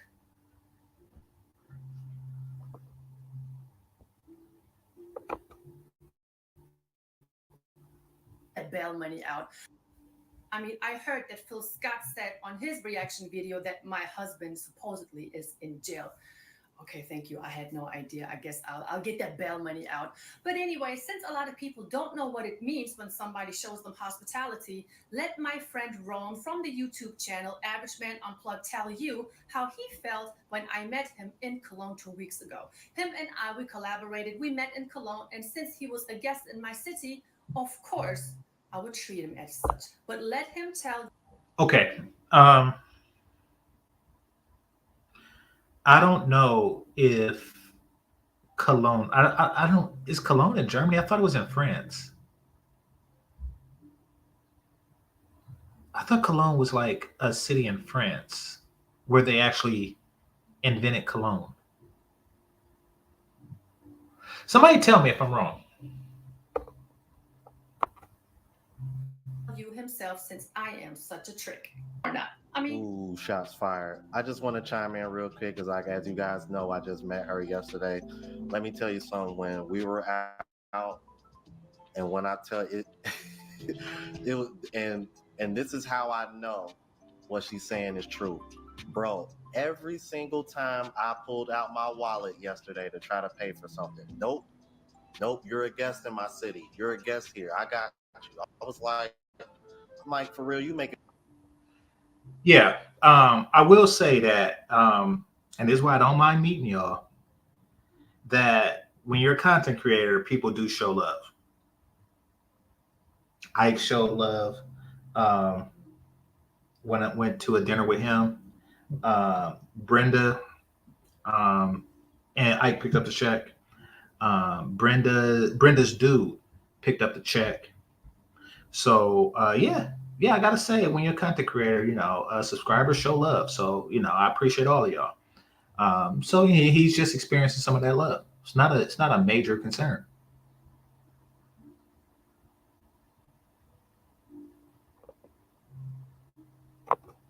Making me feel bad. Stop that. No, I'm serious. I'm just like, you feel me? I'm not about to fight you about it, but what she's saying is true. So, hey, again, man, thank you, Soraya. Shout out to Soraya Brooks, and thank you for meeting up with me and showing me a good time. The city of Cologne, not very big, but it is a beautiful town. Beautiful women everywhere. Let me tell you something. She was noticing the other beautiful women around just as much as, if not more than I was. I'm over here thinking to myself, like, damn, I'm like, you need to be somebody's wingman. That is weird. I'm not saying she's weird, but I'm saying it's a weird feeling when women do that. When heterosexual women do that. I don't know if they're encouraging you to talk to them or whatnot. That happened to me in a beach in Dominican Republic. I'm sitting down and I'm playing dominoes with the locals. And this chick comes up, nice body and stuff. And I don't know if she was with one of the dudes that I was playing with dominoes with, or if she was trying to get my attention. I don't know. I'm not gonna. She was pretty, but I'm not gonna, shoot my Google Translate shot, and one of the dudes just said, like, hey, that's my sit, because she's sitting down there for a reason. She has to have a reason to be at the domino table. She has to be at worst somebody's cousin, or at best somebody's cousin. Worst case scenario is she's somebody's wife there. So of course I'm not going to shoot my shot. But then I said something, and she was like, oh, you gringo. And I say, yeah, I'm gringo. I'm Negro gringo. So I call myself Negro gringo because here in California, and that's changed, but the word gringo from Mexicans tend to allude it to white dudes. But they could have been talking about blacks too. It just didn't know. But when I heard the word, I always thought of a white dude. So sometimes a person, a Latin American person, won't know that I'm not like them until I speak.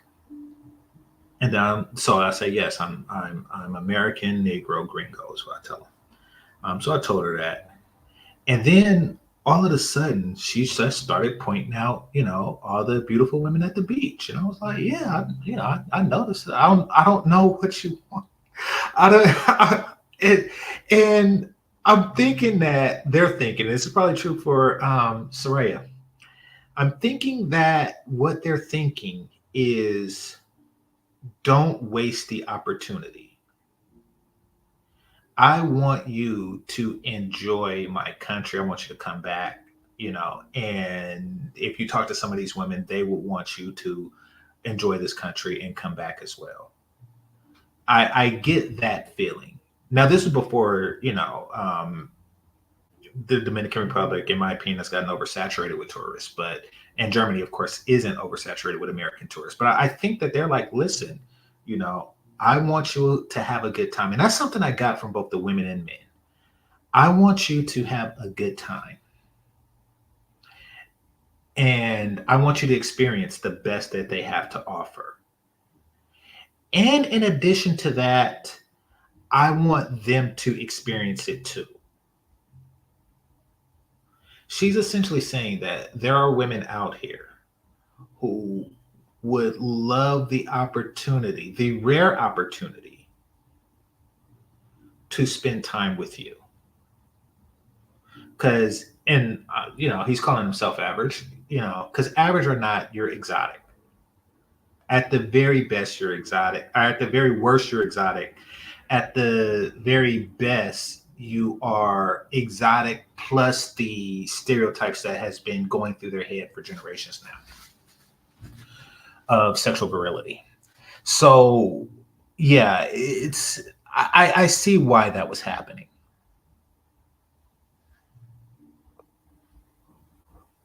Oh, exactly. Everyone will have different experiences. Trust me, I don't sell dreams. I tell stories. Whatever niggas like Austin is talking about. Listen, I tell stories. I'm not even a passport bro, but I tell stories. These are true stories. I'm not like making this up, nor am I saying that if you play dominoes with a local, that the same thing is going to happen to you. This is not, no, this is not that. Okay, let's see.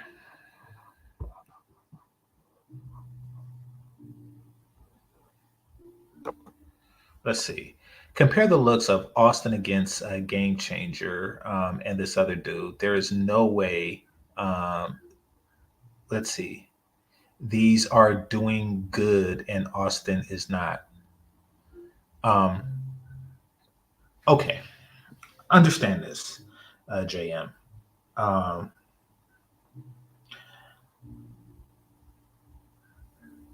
looks are important to women. Looks are more important to some women than they are to others. I'm going to repeat that as I know you would like for me to. Looks are more important to some women than there are to others.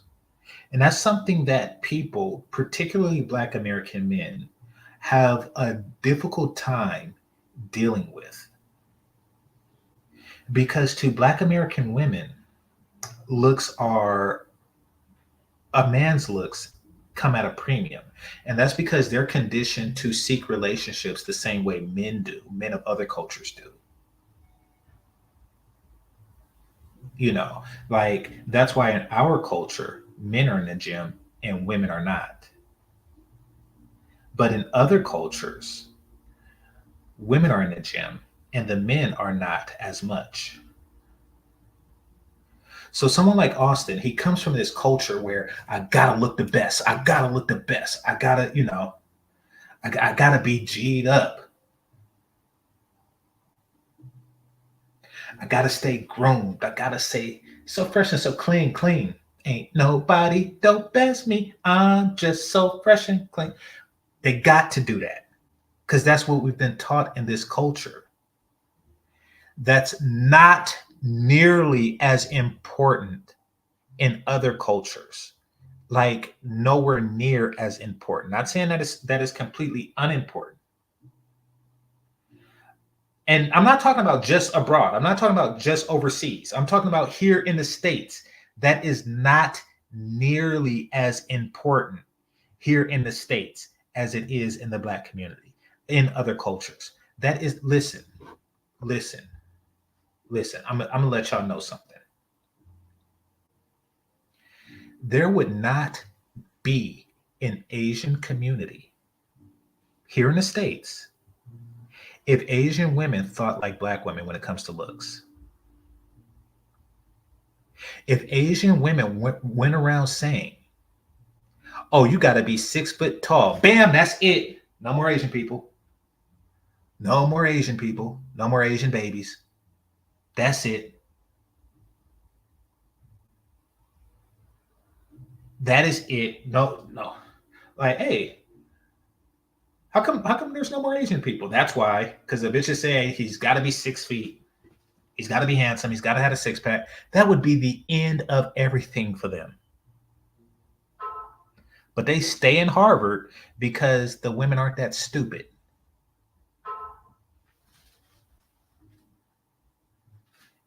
Like, isn't Mark Zuckerberg's wife Asian?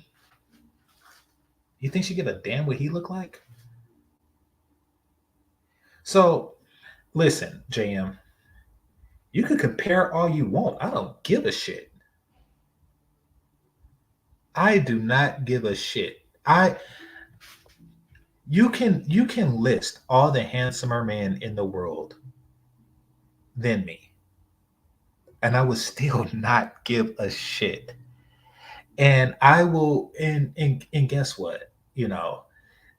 Boris Kojo could sit at the, could sit with me in an event like right next, and I still won't give a shit. Why? Because listen, if a woman cares about looks that much, there's always going to be a handsomer dude, and that is why Austin fails in Dallas. Because when you're in a place where women only cares about looks, there's always going to be a handsomer dude. And that's why when he holler at Dallas broads, they look at him like, I think there's always going to be a handsomer dude that's willing to fuck her. Each one of you that have girlfriends or wives, have them not because she can't fuck a handsomer dude. Any women can always fuck a handsomer man than you. So yeah, stay confused with that. Stay confused with that logic. Because right now, this nigga is going from country to country trying to find a place where women value his looks. As if there isn't a better looking nigga in Brazil. Don't be stupid. You find yourself on a foolish journey.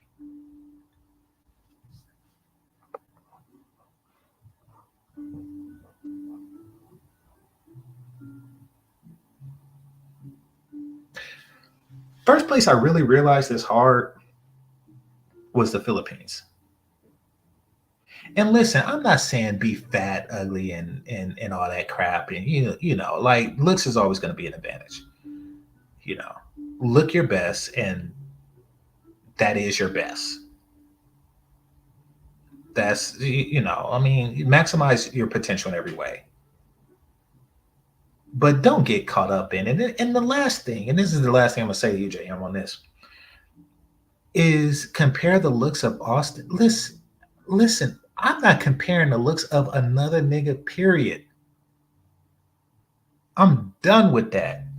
I am done with that. That is some junior high, high school stuff. I am done. I am not in competition with any of you brothers here. Let's be clear on that. I am not in competition. I'm gonna hang out with Theo one day in Brazil. All right. I am not gonna be in competition with this man. If I'm out and 10 women walk up to Theo like, ooh, I like your bald head, or something like that, I will not give a fuck. I truly won't. And I'm damn sure it's not going to go back and complain about the country. What you will hear from me the next day on my show is that, man, I was kicking with Theo. This man gets all the bitches. He gets all of them. I don't know if it's because they like his accent. I don't know if it's because they like his looks. I don't know if it's because they like the way he dressed. But whatever it is, they like it. And Theo, and that's with any of you dudes. That is with any of you dudes. I am not your competition. Win or lose, I am not your competition.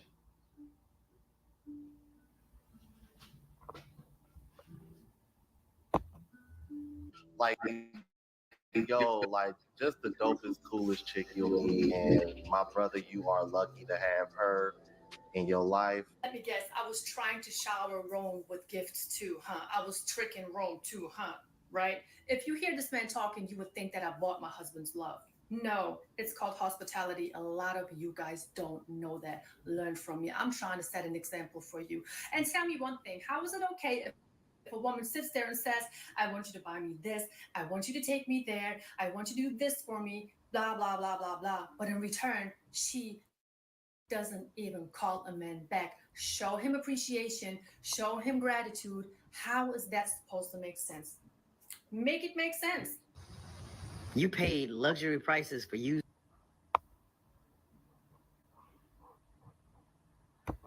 Okay. Young Lion's gonna be young lions. I was young once. Let him live. I'm glad he broke free from this country and the Keisha clause. Listen, he's not broken free from Keisha's clause. If ever you find a man who is constantly seeking a woman's validation versus a woman's functionality, then you are not breaking free of her clause. She still have her clause in you. If you are using words like tricking as a pejorative, then that is her clause in you, sir. She still has clause in you. Let's be clear of that. If you are still trying to get homosexual pussy, then that is Keisha's clause in you. Somebody said his mom is Keisha. Yes, and he said that, he wants a woman like his mom. They still have their clause in him psychologically.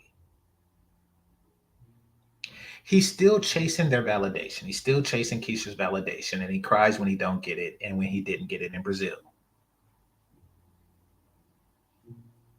So now he's going to go to Africa looking for, where the Keisha validation he can get.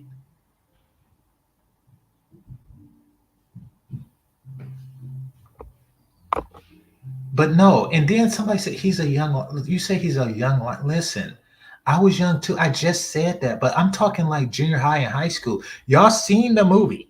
They a little bit older than me, but y'all seen the movie The Wood.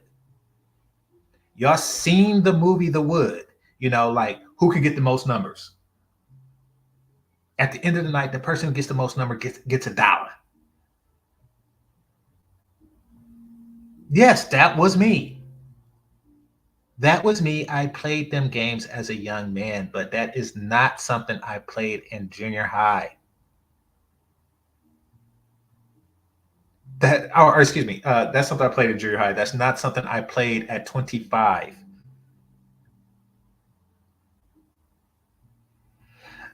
At 25, what that says is you didn't get to play those games in high school, college, and he said he did a little college. You either didn't get to play those games because of lack of friends, or the games don't exist. Now we're going to talk about that. We're going to talk about that now. And this is what's sad for people his age. The game don't exist no more. All of these Macs, all of these game ninjas, they all too damn old or too damn young.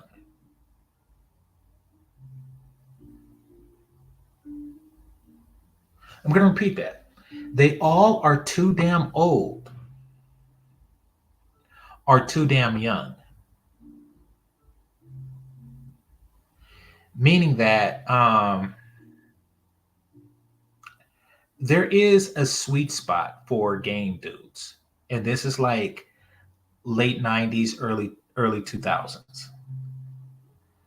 Um, to where the game was actually fun because the women were playing with you. That is not Austin's time period. Austin was born, what, 1999? He came of age in like 2015. Dating sucks in 2015. I'm old as hell, but I'm glad I didn't grow up when he grew up. That shit sucks. These bitches suck. Trying to play a game like who could get the most numbers in 2015, you are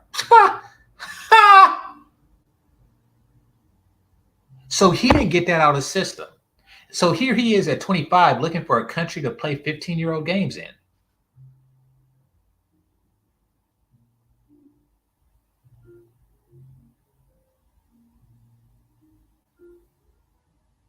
Like, I'm sorry, I mean, but anyway, listen, you know, when you're 15, it's fun to say, "Ah, nigga, you ain't got no game. You ain't got no game."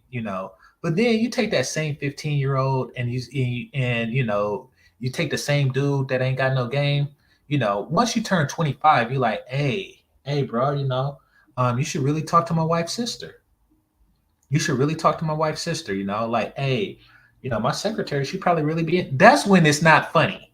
It's not funny. Like, now you're not playing games. You on the same team. Because, now you're talking about real life stuff, not just something that you're doing for fun in high school. So, yeah, he's on some weird, and maybe I should cut him some slack. But, the truth of the matter is that he's now part of the problem. So somebody said, yeah, around 2015, 2018, I noticed stuff really declined. So he is the perfect age for fucked up in this. Like the moment he hit puberty, the game changed. The moment he hit puberty, the game changed. That's like, you train to be a master swordsman, and the moment somebody gives you your master swordsman certificate, they invent the gun. Like it sucks. He just grew up in a time that sucks. But don't mess with other people, you jackass.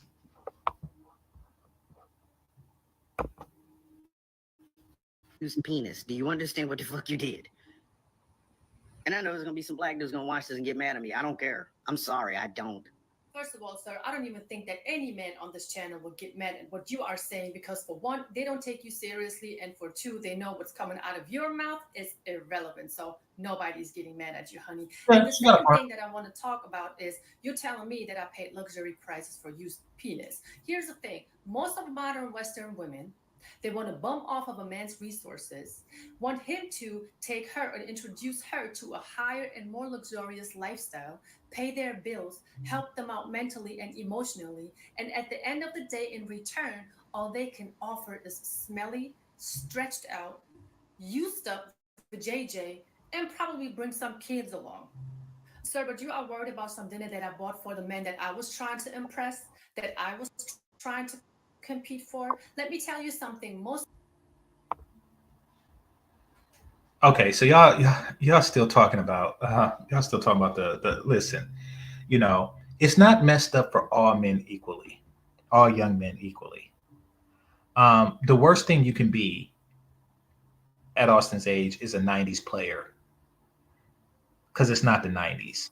There's all kind of pronouns and shit like that going on. So it's yeah, like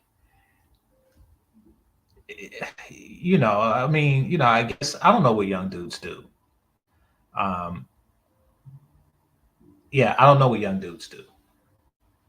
Here, let me stop this for a second because I'm buffering.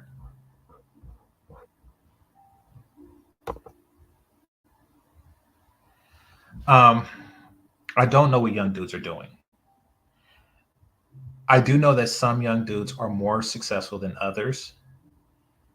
And the more successful cultures of men, and by successful, I mean, they're able to get with and sustain, you know, um, women who are prettier than they are handsome.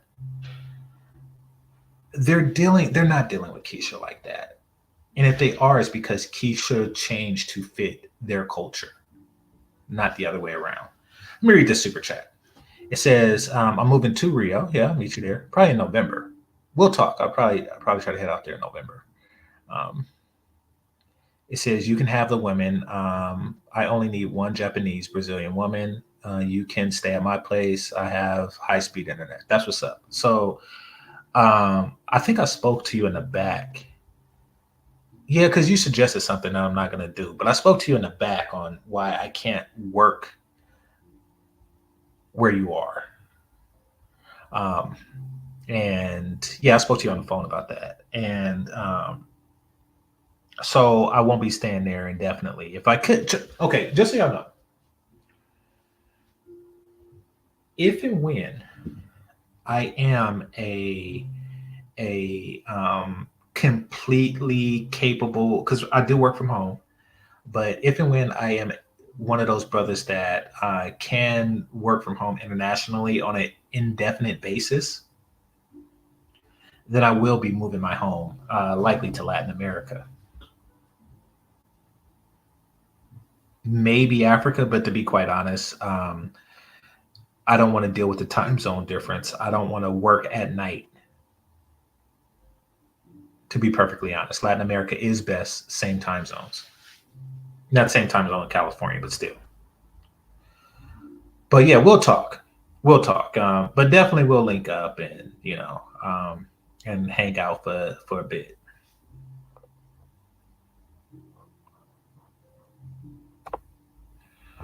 I was looking at some pictures Austin posted yesterday. He is not that attractive, real talk. Well, I mean, listen, if you're a man who's relying on his looks, being above average looking is not going to it's not going to get you the results that you think. Okay, this is American women who primarily just go on looks. It's kind of like the way Ivy League goes on grades. You can't be like this B+ student talking like, you know, like, hey, I'm smarter than everybody in this class, and I'm taking advanced math, and I'm taking advanced. It's like, listen, it's a whole different ball game. It's you're competing on a different level when you're looking for women who are just looking for looks. You can't walk around with your shirt off thinking that you're gonna do something when it's actual like 8-pack niggas out there in their inbox. You're not the internet. Okay, and somebody brought this up earlier. The internet changed the game when you were born.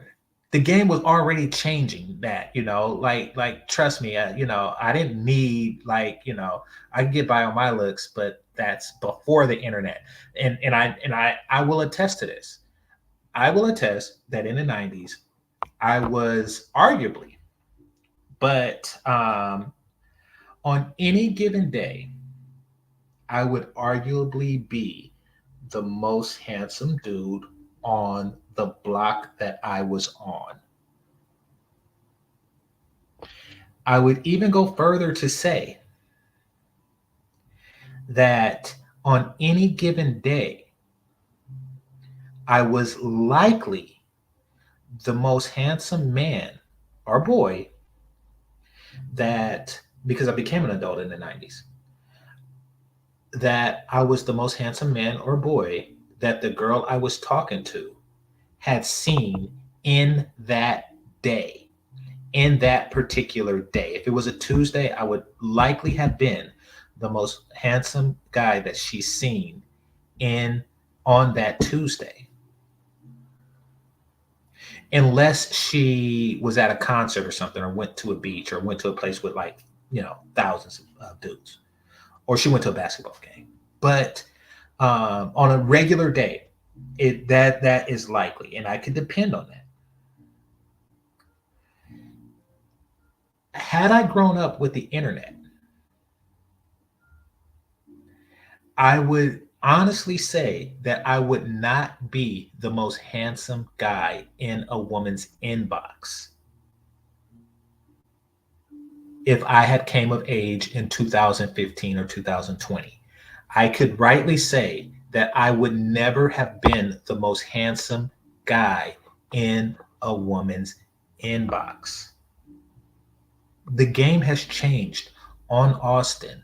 It doesn't, it's a whole new level. It's the difference between regionals and nationals. You are competing on a completely different level now.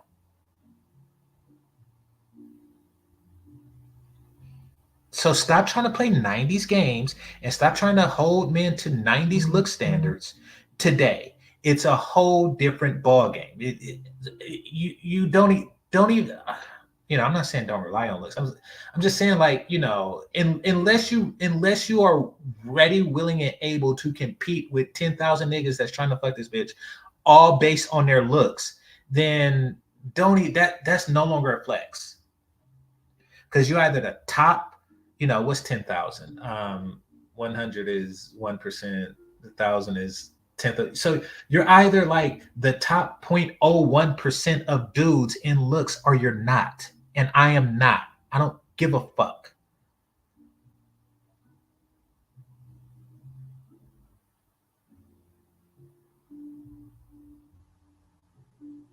If anybody is trying to tell you that if anybody has told you that I pretended to be that nigga that just so happened to be like the best looking nigga in the 5 mile radius of where I am right now, that is false. That is completely false. I am not, nor do I pretend to be. So this looks conversation, I don't know why he brings that up. To him, it's just, to me, it's really just more of, but to be quite frank, why are you bringing that? I don't look at his pictures. Why are you bringing that up? It's that's a whole nothing thing.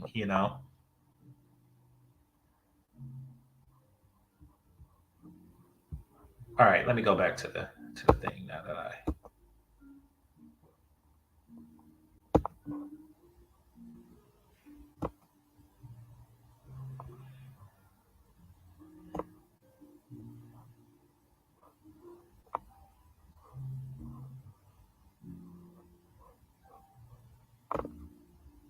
Also, the modern women nowadays wouldn't buy a man a bag of dipsy doodles, a bag of small ass chips for a couple of cents, under $1. Most of these women nowadays, correct me if I'm wrong, they are bums Hey, is that a real thing? You people that's been in Germany, tell me, is Dixie Doodles a real thing? And if so, what are they? with extension and expensive makeup. They want to be fed well, they want to be taken care of, they want to bum off of a man's resources, but they don't want to do anything in return because they are online on social media too busy entertaining other men. It's the truth. And like I said, on this channel, all you will get is the truth. Because the motherfucker that was the recipient or the hoe in this regard, he didn't bring shit to the table. It wasn't like he brought his financial stability.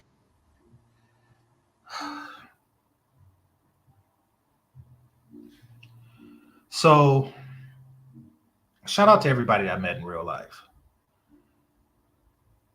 I hate that niggas with soft voices look like him.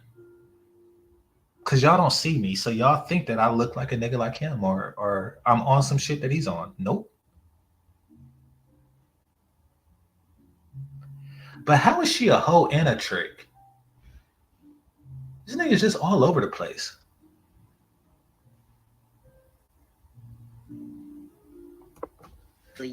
Stable ass to her. And again, I'm going to have to let my friend Rome tell you something about my husband's occupation. Obviously, since we met, of course, we had conversations and everything, but without exposing too much of my husband's private life, listen to what he said. I'm not going to put their business out there, but she told me what her husband does for a living, and people in his profession make pretty damn good money as well. Because if my memory serves me right, I think one of my friends used to be in that same occupation as well, and he was making damn good money before he had his own business that he has now. So, yeah. Guys, there you have it. And no, I didn't pay Rome to say these things, but according to the internet, according to TikTok, my husband is a Pookie. He's a Ray Ray. Yeah, it doesn't make sense to men like him and women like the last one that we've seen that a woman would support somebody that they would build up a guy. And that they would support somebody that they don't have complete and total control over financially. Or read Pookie. That doesn't make sense, so they're naturally going to assume that he's Pookie, and apparently Phil from the Advice Show did as well.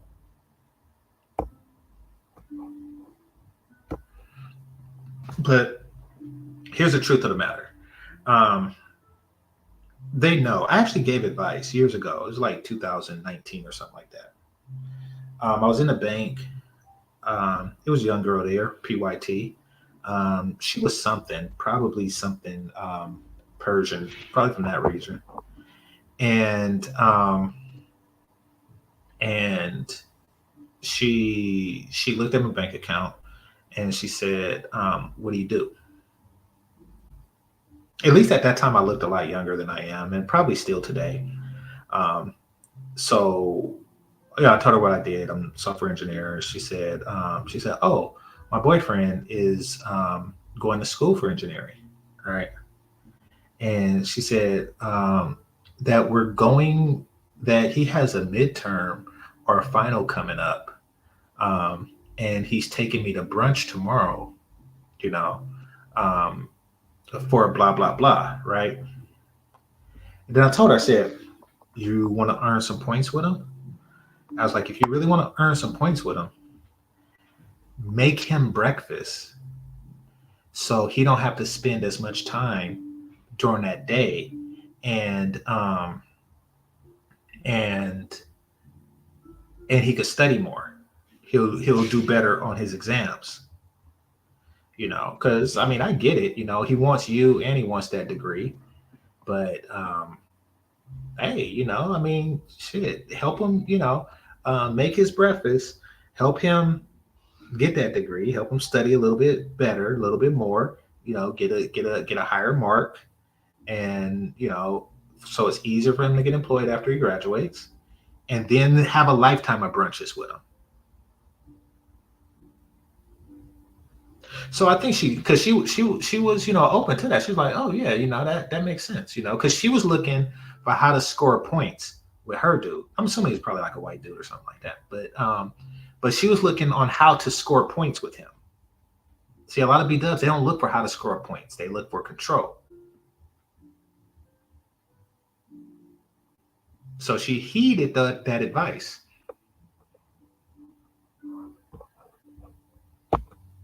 I'm a trick. He's in jail. I'm probably a single baby mother. You almost had me singing the goddamn song. I adopted a grown-ass American black man. Like, bitch, what are you?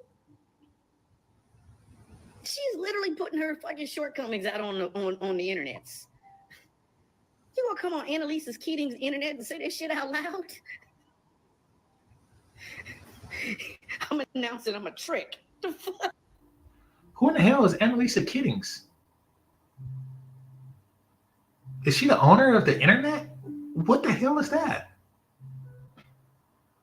Somebody tell me, who in the hell is Annalisa Kiddings?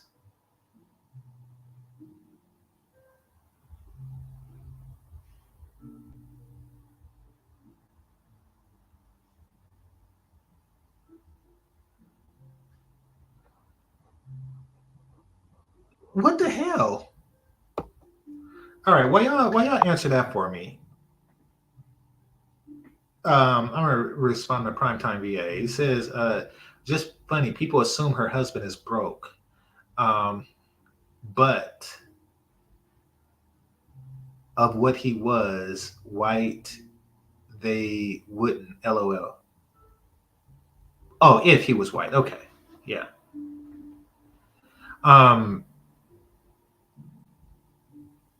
True.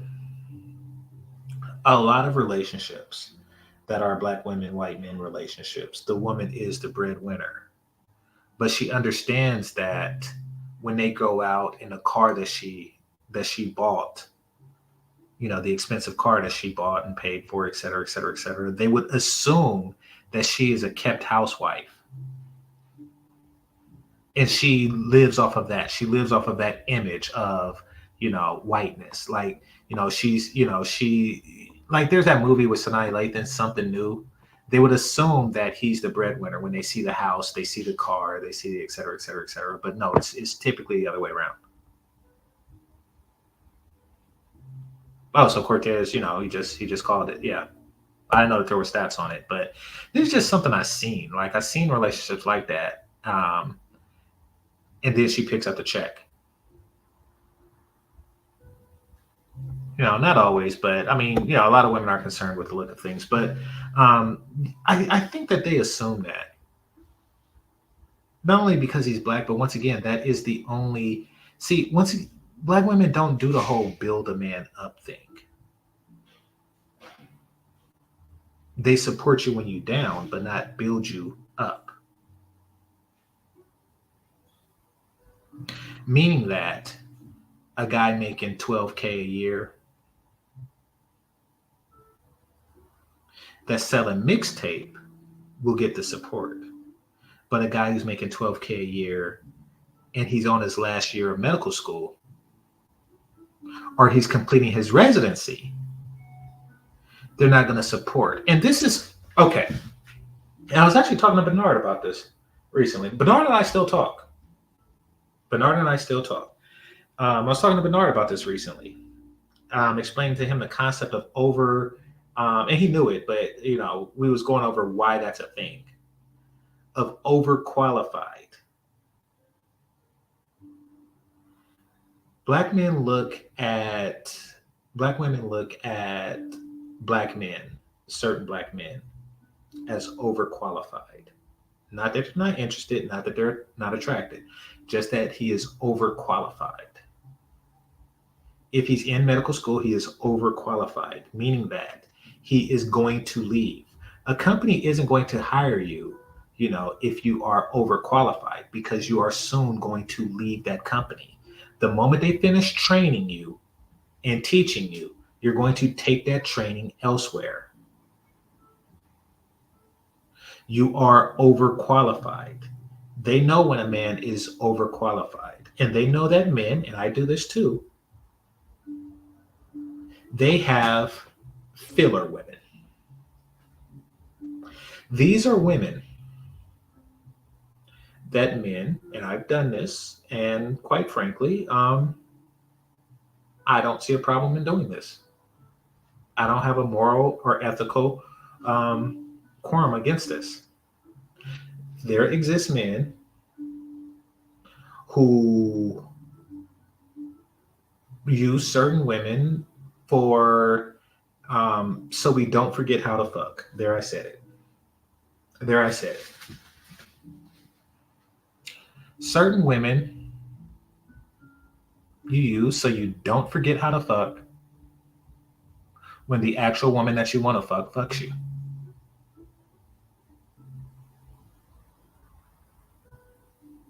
These are in between women.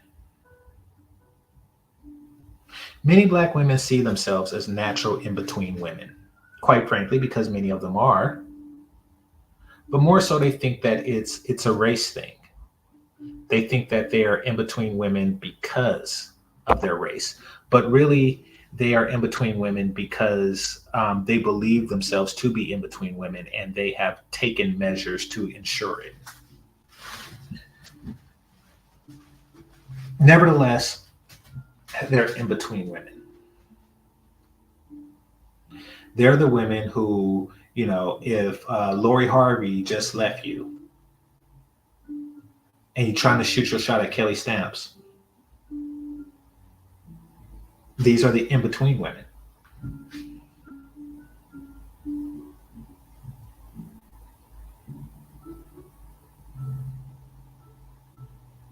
So to avoid that, they avoid certain men.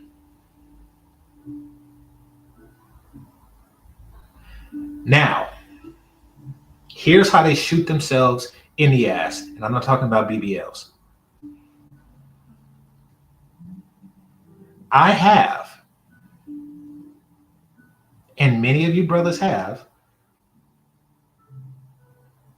had serious relationships with what I thought to be in between women.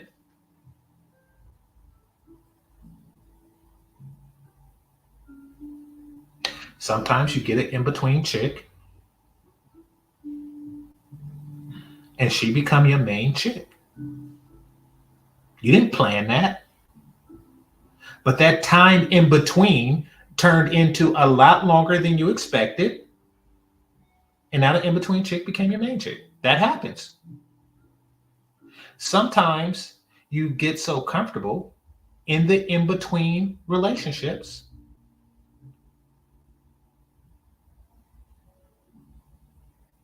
that you don't even aggressively pursue the actual relationships. For all we know, this German woman could have been his in between woman.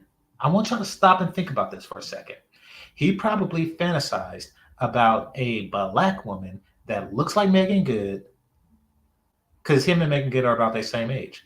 So, that looks like Megan Good. And he's like, you know something? In between my last chick and Megan Good, I'm going to smash this white girl. And then after years of, of having tea made for you and having, and having your clothes waiting for you outside the shower, it's like, oh crap. I think I'm going to marry the in-between girl. That happens more often than men think. Men often fantasize about a woman that they don't marry or that they didn't marry.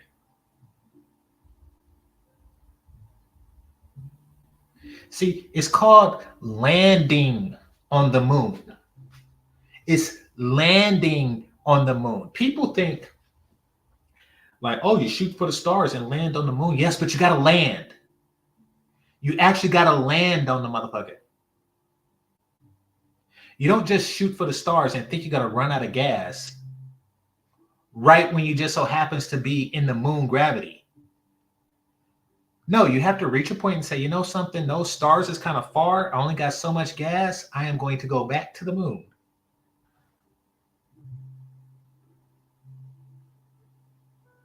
But they want to be a star, not a moon. And that's the problem.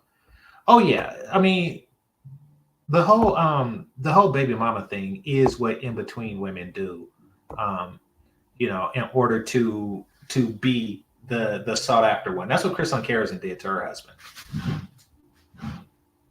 Oh, that reminds me, Kevin Murray. Yeah, please support the channel, but let me shout out a Cash App that I didn't see until afterwards from last time.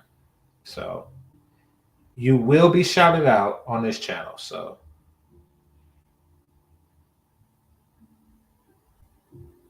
let me shout you out. All right, hold on 1 second.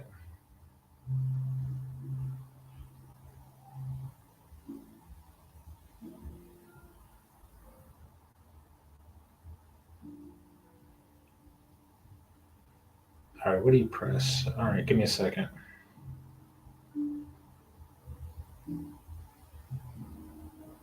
This is 2. Okay, here we go. The Professional 238. It says for good show regarding Austin Wednesday. Oh no, Wednesday's the day that he did it. So yeah, thanks a lot to the Professional 238. Appreciate you, brother. All right.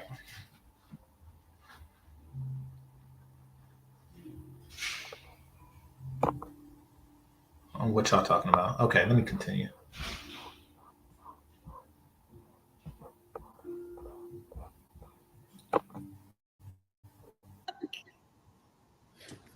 And there's some dudes that really gonna try to shame black women for this shit.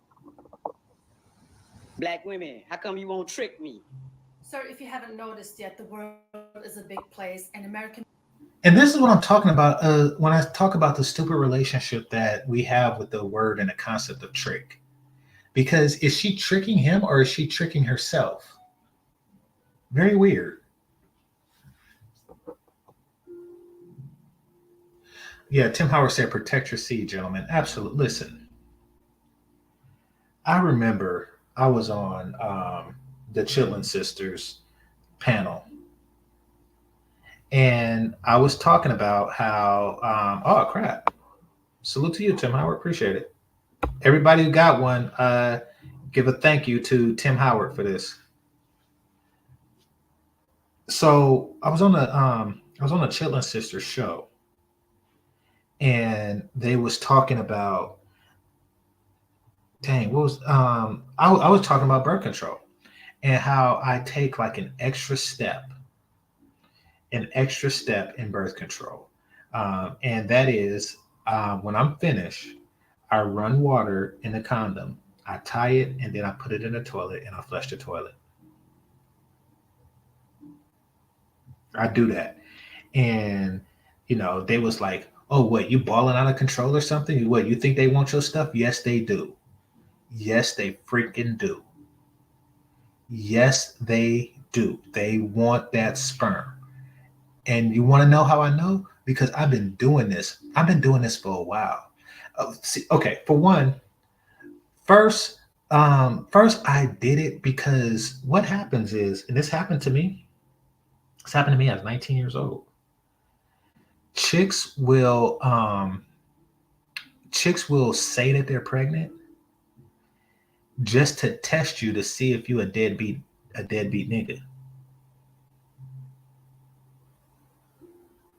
So I run the water in it so I could see if there was any leaks or holes in it. And then I know if they try to pull that crap that, they lying. That the chick is lying.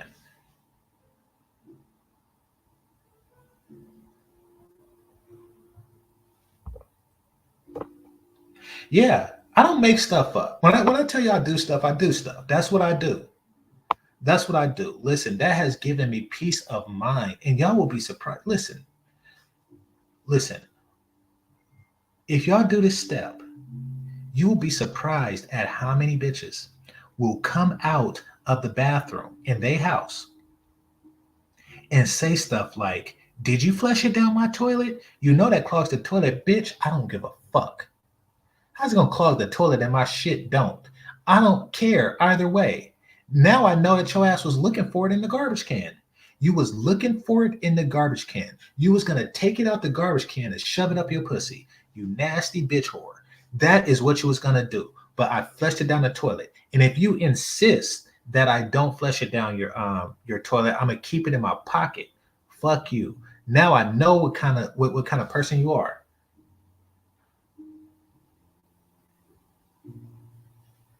Exactly. They flush tampons down the toilet. See, I don't play them games. I don't have no kids. I don't play them fucking games. I know exactly how valuable my sperm is.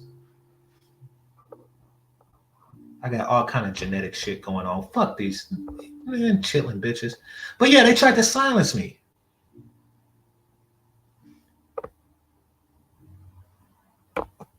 Men are coming to the realization that they don't have to deal with anybody that's in their environment who doesn't know how to appreciate them and treat them well. That's the only thing that men are telling women nowadays. And this goes to any modern Western woman who thinks that following these modern trends is going to be better for their relationship than following some traditional values and morals. And as far as my message to the modern Western woman who is not in Germany right now, I always say be less combative, be more feminine. Don't challenge your man. Don't You know what's funny? Because she's Western. Germany is, granted, it's not as far west as the US by a long shot, and it most certainly isn't as far west as, England or something like that. And it is east of France, but it is a Western place.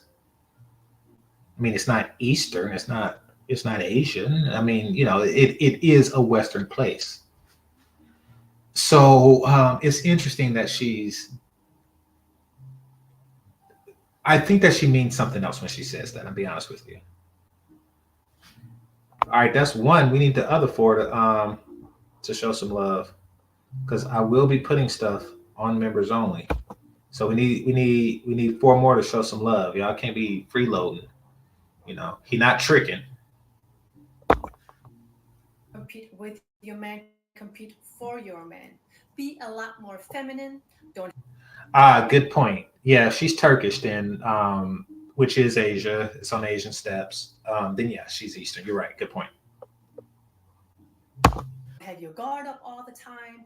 Cook a plate for that man. Be respectful. Start respecting yourself. Because, honey, if you don't do these things, there are plenty of women in my environment who are ready and willing to snatch the man that you don't want. Do you want some proof?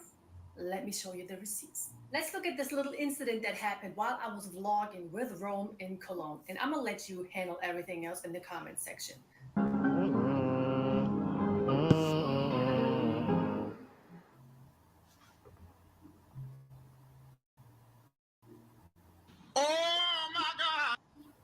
Okay, now I've seen this. I watched this video once before. I've seen it, but I wasn't paying full attention. She is a lot cuter and a lot younger than what I remember her looking like before. So yes, that is a up. Now, I will caution you brothers, especially you younger brothers. Well, times are so different that I don't even know. As y'all know, I grew up in Oakland. As y'all probably, and if you don't know stuff like that, then you're new here and subscribe. What you probably don't know is that I went to a PWI. That's a primarily white institution. And in the PWI, and my major wasn't something that's popular amongst blacks. It took me a while to distinguish and notice the difference between choosing signals and being polite. Once again, choosing signals and being polite. It really took me for a loop because, quite frankly, the choosing signals, at least at the place and time, that white and Asian women gave me and Mexican women gave me, or excuse me, the choosing signals that black women gave me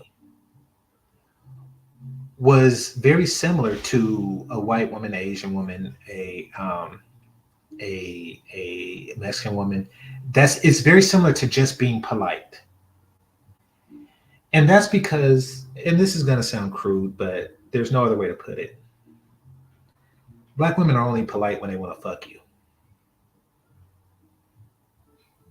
So it was very easy for me to take their choosing signals as something other than what it was.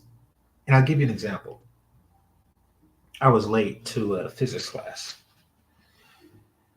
Um, and there was a chick, pretty chick, Asian chick, right in front of me that sat in front of me. Um, and I started taking notes, and she was like, "Do you want to see my notes? Here's my number. You want to see my notes?" I was like, "No, I think I could." Because I was like 10 minutes late. But what happens is some of the stuff is still on the board if the professor hadn't erased it yet. So I didn't think that I missed too much. What was already on the board plus catching up what was already there, I thought that I was like, yeah, I think I'll be okay. But she was really pushing it. She was like, listen, after class, here's my number, and you know, um, this will help you, for what you missed in class, right? I took that as choosing signal. She's like, hey, here's my number. Let's meet up so you can copy these, like 2 to 5 minutes worth of notes. I'm thinking like, oh, she wants this. But she didn't. She had a whole dude. She was just being nice.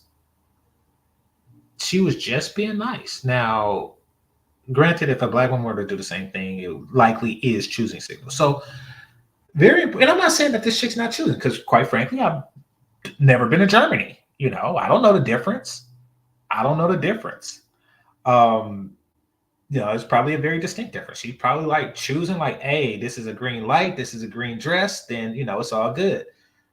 I'm saying I don't know.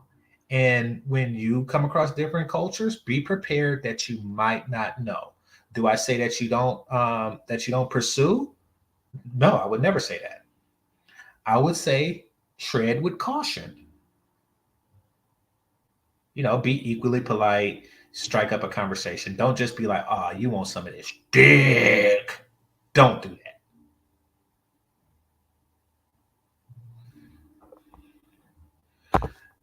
Educated Tyrone brings up a very good point. I still need like three more thank yous though. Educated Tyrone brought up a very good point.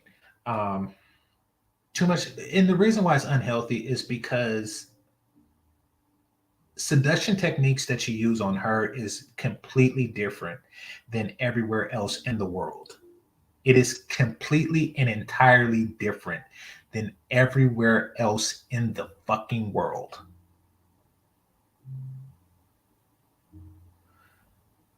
Nobody else, nowhere else is being homeless a seduction tool for men other than with Keisha. It's completely different. So most things that earn you points with Keisha will deduct points with other races of women.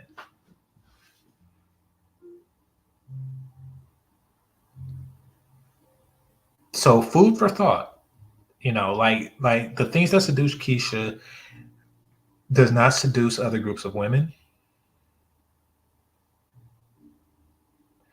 Therefore, if you were raised around Keisha and stuff like that, you have to really peep the scene and discover the strategy.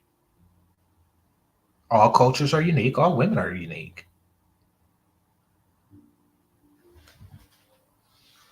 I mean, and quite frankly, that's why Austin was losing to the white dude. It's I mean, the white dude seduction technique is completely different than yours, which consists of trying to out pretty them.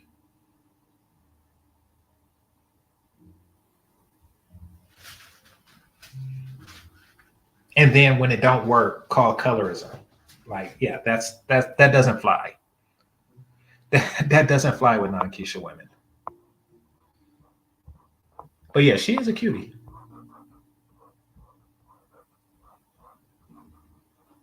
When I'm talking about she's a cutie, I'm talking about this chick in the green dress.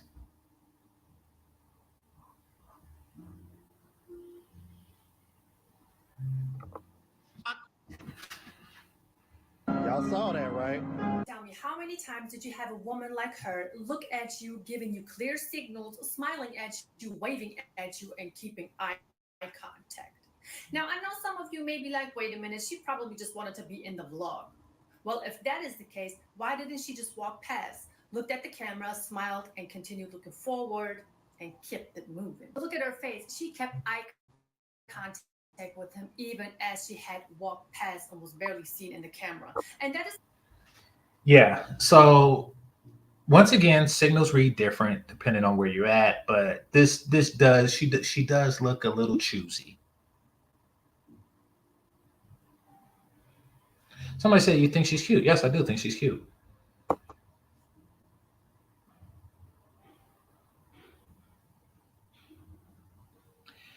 Clint Jefferson, listen. If you're that dude that like to down every woman to give the appearance that the women you deal with is hotter, that's not going to fly here. You're not going to get the results you want here with that. Guys have tried stuff like that before. It never goes how they plan. I'm not going to say a cute woman is not cute. She's cuter than I thought. Okay. Now, she's probably not as cute as the women that you're going to tell us that you deal with or that you see on a day-to-day basis. But she is cute. Moving on. Okay. I'm just answering. The short answer is yes. The long answer is what I just gave. the difference that I mean. In your country or in many other countries, women think that they are better than everybody else and cannot be approached because as long as you don't throw them dollars, these women are not willing to even talk to you. But let me tell you, over here, and this happened multiple times when I was out with Rome, we would see beautiful women checking him out, smiling at him, keeping eye contact. And here's a reminder, I was out with Rome. We could have been a couple. We could have been together. These women don't care. Once they spot an American. I did notice that too. Yeah, most would smash. I agree with that. I agree with Tim Howard on that. He still needs 3 more thank yous. But I do agree with that. And I do notice that, and I know they're in Europe, but I did notice that in Latin America too, that women are not afraid to flirt when you are with a woman. I noticed that when I was with the stove girl. And what was even stranger was that the stove girl just ignored the flirts of other women, which to me was mind-boggling.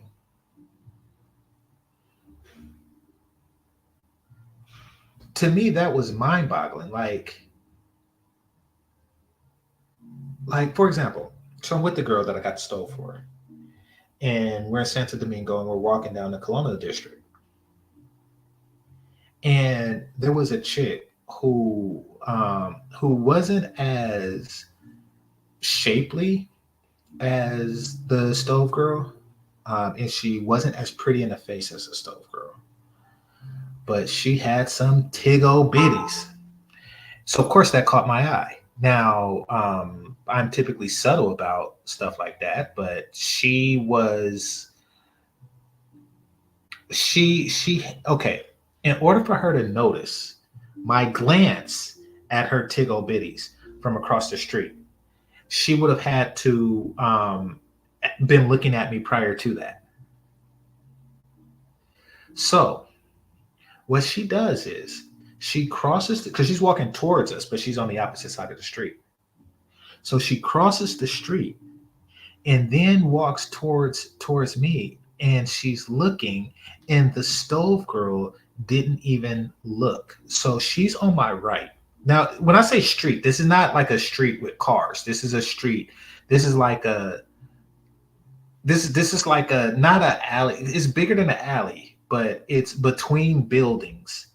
And like one side you'll have Walgreens and the other side you'll have McDonald's, but in the middle it's like people, it's like benches and stuff. So it's not cars. It's not a car street, but it's a street. Anyway, so she comes a walking, and she's like really looking, and I'm trying not to look at her titties. And while all this is going down, the stove chick is completely oblivious to what's going on, or she's willfully oblivious to what's going on, or she really just don't care. And then the chick, because the stove girl was on my right side, then the chick bumps into my left arm. And I don't know if it was a shoulder, but I think she rubbed a titty on it. I think she might have rubbed a titty on it. And I'm thinking like, wow, that just happened. Now, I don't get flirted with as often as I'd like. However, in the States, I almost never get stuff like that happens when I'm with somebody. So she brought up a very good point.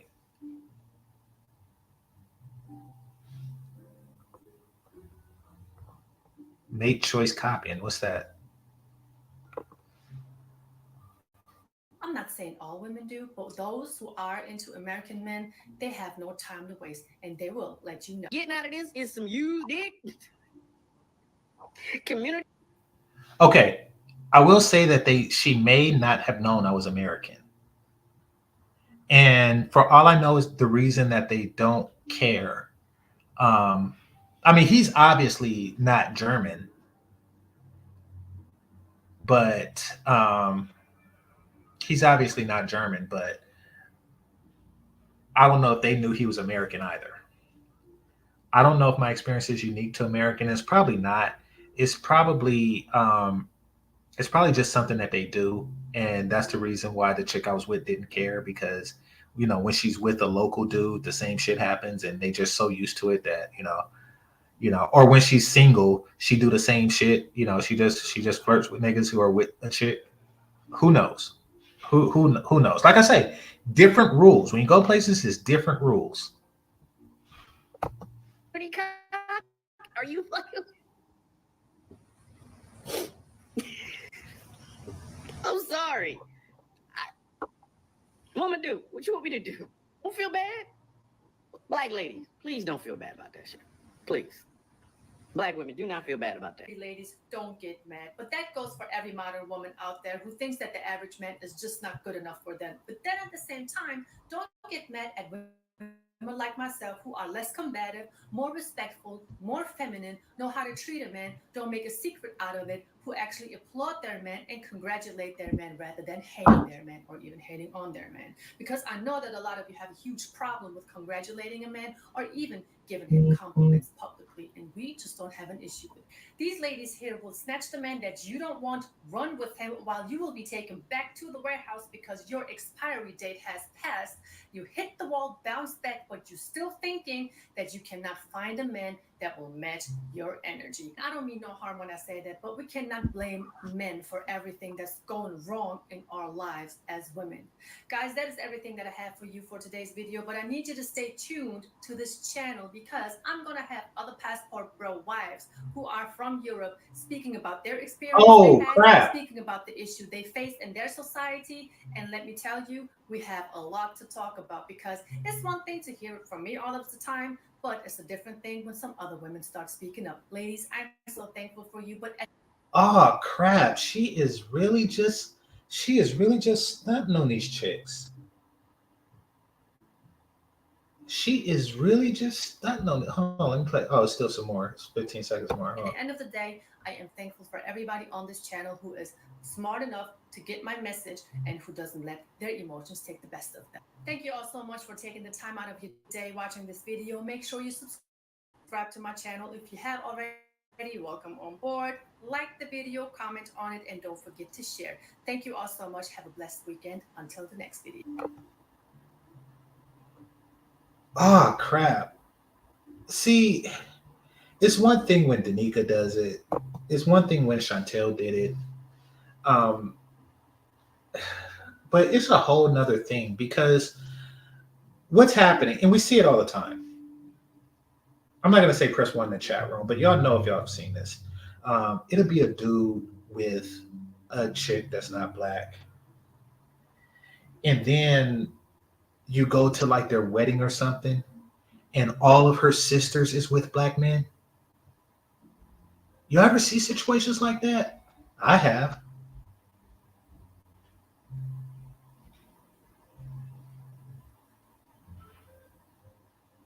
You know, um, yeah, like these situations exist.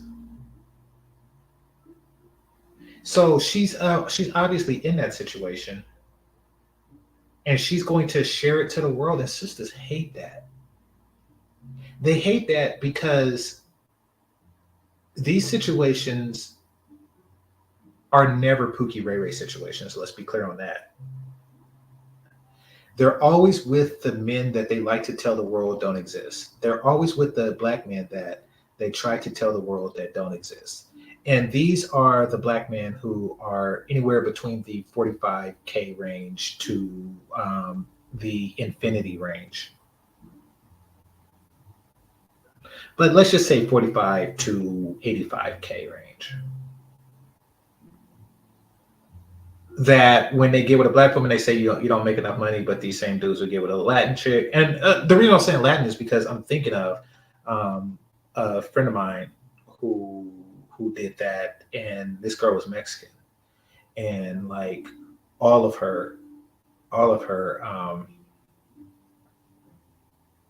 all of her sisters and cousins, men were black. It's a very common thing that they have like circles of this that I find interesting because women talk. Um, but what these women are not doing is talking to black women. Because when they talk to black women will tell them to stay away from us for obvious reasons, to eliminate competition. They'll pick the worst of us and try to paint the image of the norm. But then when a dude like her husband comes along and like, hey, I'm a decent looking brother, and I understand and respect and I appreciate a good woman,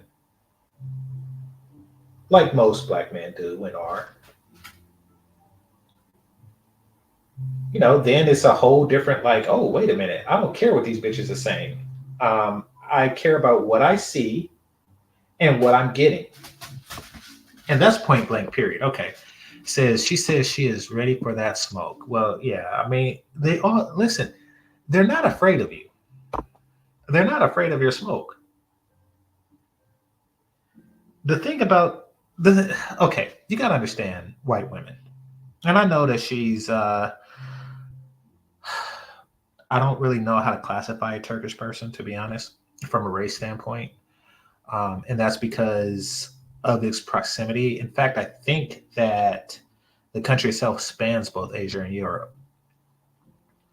Um, and there has been historical migration between the two continents through that particular country. So I don't even know if I can rightly classify them as white or Asian. So I'll just leave that and I'll just call her Turkish. Um, I forgot where I was going with that. But anyway, it's okay. No, that's where I was going. Um, People who can identify as white presenting people, are used to black people making fun of them, coming at them with smoke, et cetera, et cetera, et cetera, even if they don't do anything.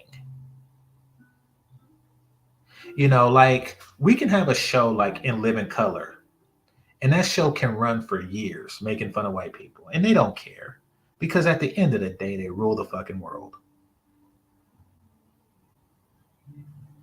Like you could do stuff. They don't care. Like you can make songs like, oh my God, Becky, look at her butt. Like they do not care. They don't care about being called Becky. At the end of the day, they don't care. The reason why they don't retaliate hard is because they don't care. You know, so they're impervious to your insults because quite frankly, they're gonna get it anyway. and they just don't want to be seen as unsensitive. But that's about it. That's where the buck stops as far as how much of a fuck they give. All right, so yeah, she's ready for the smoke, but you know, she's white. She's gonna get smoke regardless. You know, Beyonce makes a song. You better talk to Becky with the good hair. Like I mean, that's smoke. Do you think they gave a shit? At the end of the day, I could suck your billionaire husband's dick anytime I want to. They don't give a shit. The closet thing I saw a few years ago, a football player with their white wives / girlfriends. Mm-hmm. I think I know the picture you're talking about. Let's see. White women choose better black men. That's how I know the interracial divorce rate is much lower than black women say. Okay. I'm going to do a video on this, especially dealing with that whole Queen of Kings woman and O'Shea covered their relationship. This black woman with this white dude. I really have my thoughts. It's completely different from O'Shea's on that. But I will say this. There is a reason why they have a low divorce rate, and that's because they want it to be low. Divorces are initiated by the woman. Divorces are initiated by the woman. I'm going to say this one last time. Divorces are initiated by the woman. So this whole if a group of people's divorce rate is low, it's because the women are choosing to make it low. Now, the reason why black women are choosing to make these interracial divorce rates low is something I'm going to explain in a future video. So stay tuned for that and hit that subscribe button if you're new here, because I'm definitely going to cover that in details. All right. So hence why mixed kids with black fathers do better by far. Shout out to Barack Obama. All right. And it says, I disagree about the Austin Holloman analysis. Based on the major La Raza mentality of the majority of Latin America, Austin's experience makes sense. I'm not saying that his experience was wrong. Not saying that at all. I'm not saying that the things that happened to him didn't happen to him. I'm saying that the reason that he's upset that they happened to him is because he's in competition with other men where he shouldn't be. You shouldn't be looking at the plate next to you. You should focus on your own plate. You find yourself a lot happier than when you are that way. You will.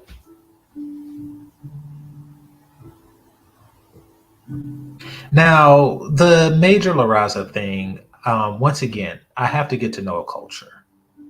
I don't know if it is what he is depicting it to be. Like, I mean, we had our fist in the air, say it loud, and James Brown himself was with a white woman. I mean, not everything is what it seems and what it appears to be. Say it loud. I'm black and I'm proud. And then you go home and fuck Becky and Chad. Like, I mean, come on now. Let's not get to know something, explore, investigate something entirely. It could have been a number of reasons why what happened to him, but quite frankly, I don't care because I'm not in comparison.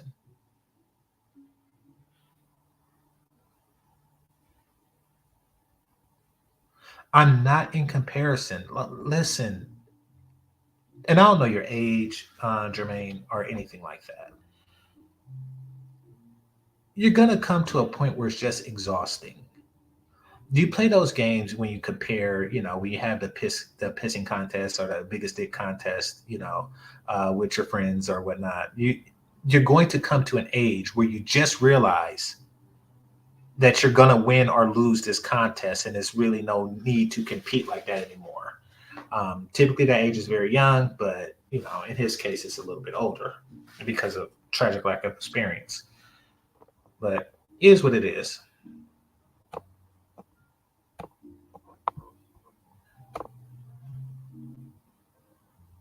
All right, let me read some more. Soraya, Filipina P, and the like are showing that they are ready to clap back. Yeah. Yeah. I mean, for one, they're sick of it, you know, and for two, it's like, I mean, quite frankly, they're paid to clap back, you know. I mean, like that is what it is. It's like they've been silent on it for generations. And the reason for it is because nobody paid them to clap back. You know, but right now Filipina P is making money clapping back. Right now, you know, she's making money clapping back. I mean, you know, but this is something that they've always thought. They've always thought this. They've always okay. They always thought that you were no threat. They always thought that you were no threat. White women have always, and okay, I shouldn't say always. For the last 40 years, they have thought that you were no threat.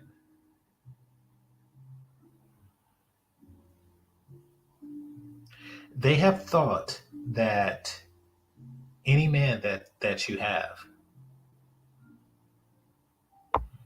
they can take. Okay, certain movies that are meant to appeal to black women really highlight this, because there's the movie Obsessed. There's the movie Obsessed with Idris Elba and Beyonce and a white woman. And this is a white woman who really felt entitled to, an attractive white woman who felt entitled to Idris Elba. She felt that if she femininity bombed him and sexual access bombed him, then he would cave in, because that's not something that black men are used to. However, this wasn't a typical black woman. This was Beyonce, and this shit didn't work. So, but that sentiment is there, and that's why movies like that appeal to black women, because they like to see them going in direct competition with a white woman and winning. But Beyonce is not Keisha, and nor is she Bonquisha. So, not a proper comparison. There has been other similar movies like that. There's a movie called Becky that's like that, and I'm going to go over that the next movie night this Thursday, so stay tuned for that. There's another movie called The Mail Lady, you know, and it's the same storyline as Obsessed, but you know, it's a white woman who tries to take the black man from the black woman, because that's how they see the world. All right, says also black men and white women couples face way more external hate than less support from their community versus black women versus white men. Yeah, I agree. The reason why the divorce rate for black men and white women is high, and this is a recent phenomenon, is because white women are doing it on the same levels now. Before, it was only like white women like this German / Turkish woman that was doing stuff like that. Now it's the Roseanne types that are doing stuff like that. And okay, here's what's going on in recent years with black men. Black men are giving discount dick. And we have been given discount dick for quite some time. When you see a dude that spends about 15 to 20 hours in the gym every week, and you see a woman who spends 5 to 10 hours and Kentucky Fried Chicken every week, and those two people couple, that is, she got his dick on a discount. Now, other races of women are going to see that discount and flock to it. So a lot of women are coming to us, and I don't even have to say us, they're coming to me looking for discount dick. I don't give discount dick. I damn sure don't give discount wedding rings. These pairings, for the same reason that these pairings don't work with black on black marriages, don't work on white on black marriages either. So that's why they have these high divorce rates. A lot of white women are taking to Keisha mating tactics.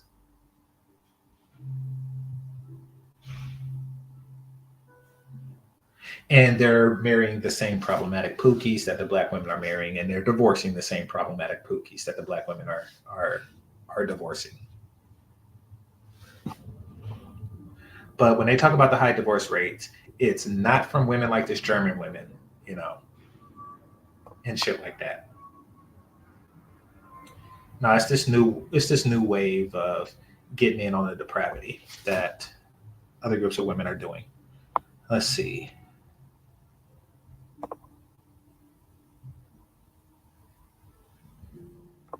Yeah. Tyrone, that's the truth. When black men date white women, we get backlash from all sides, except other white women. Listen, do not listen to backlashers. One thing I notice about black people is that they backlash everything. And they backlash the thing that you have that they wish that they could get.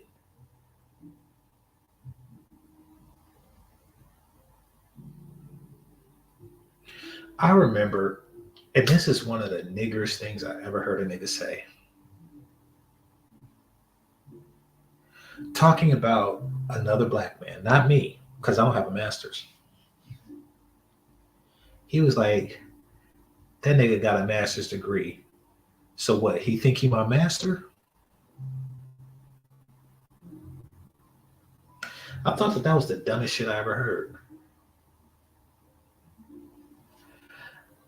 It's one of those things, there's like a part of the brain on the right side, like not the dorsolateral cortex, but like right behind the dorsolateral cortex. If you don't know, look it up. That itches when you hear something real stupid. And that was just itching like a motherfucker when he said that.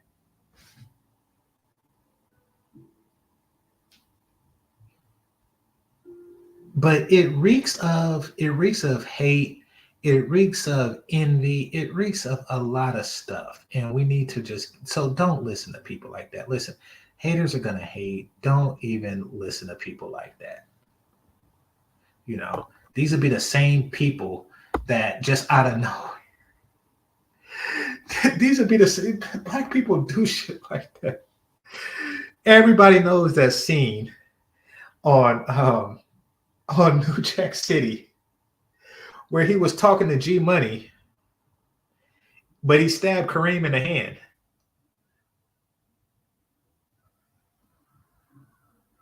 And then he started to strangle Kareem.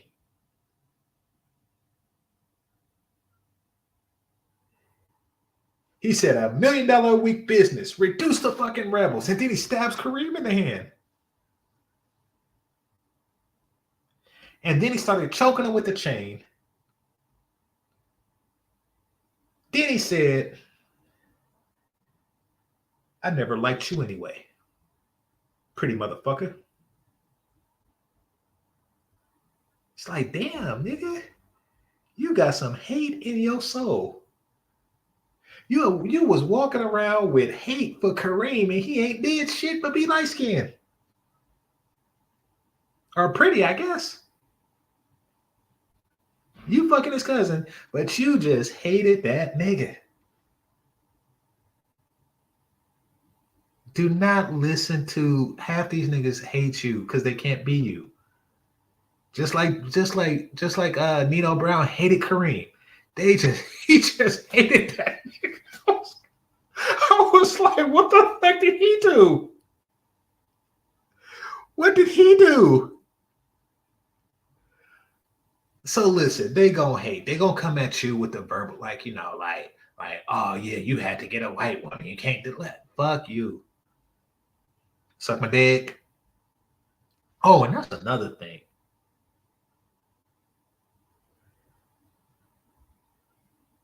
That is another thing.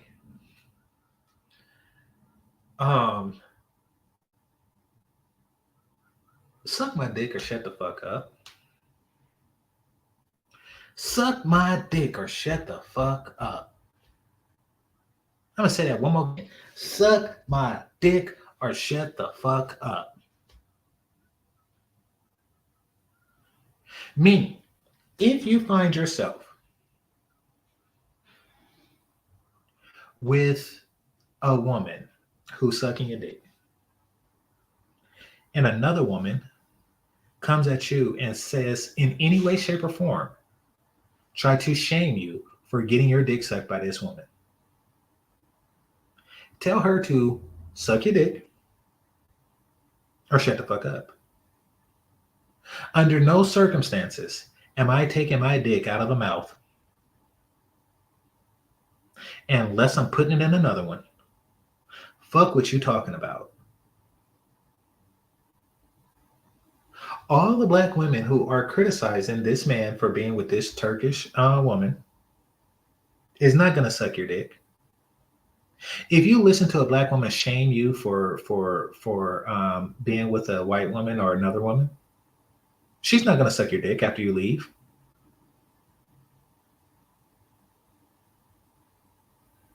If you leave the woman that you're with, to appease black women, they're not going to suck your dick afterwards. Bitch, you better give me 2 mouths for the mouth, like a turkey in a pot.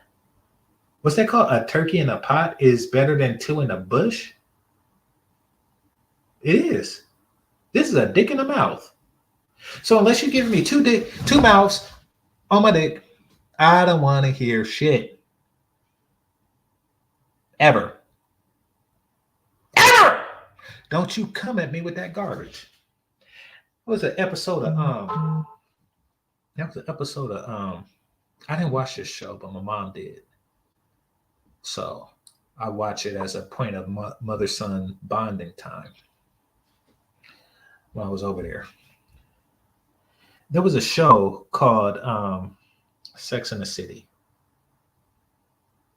that featured 4 white women.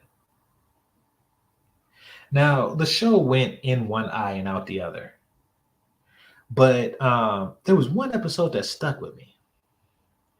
And it was the one where I think her name is Amanda or Carrie, whichever one is the older, sluttier one.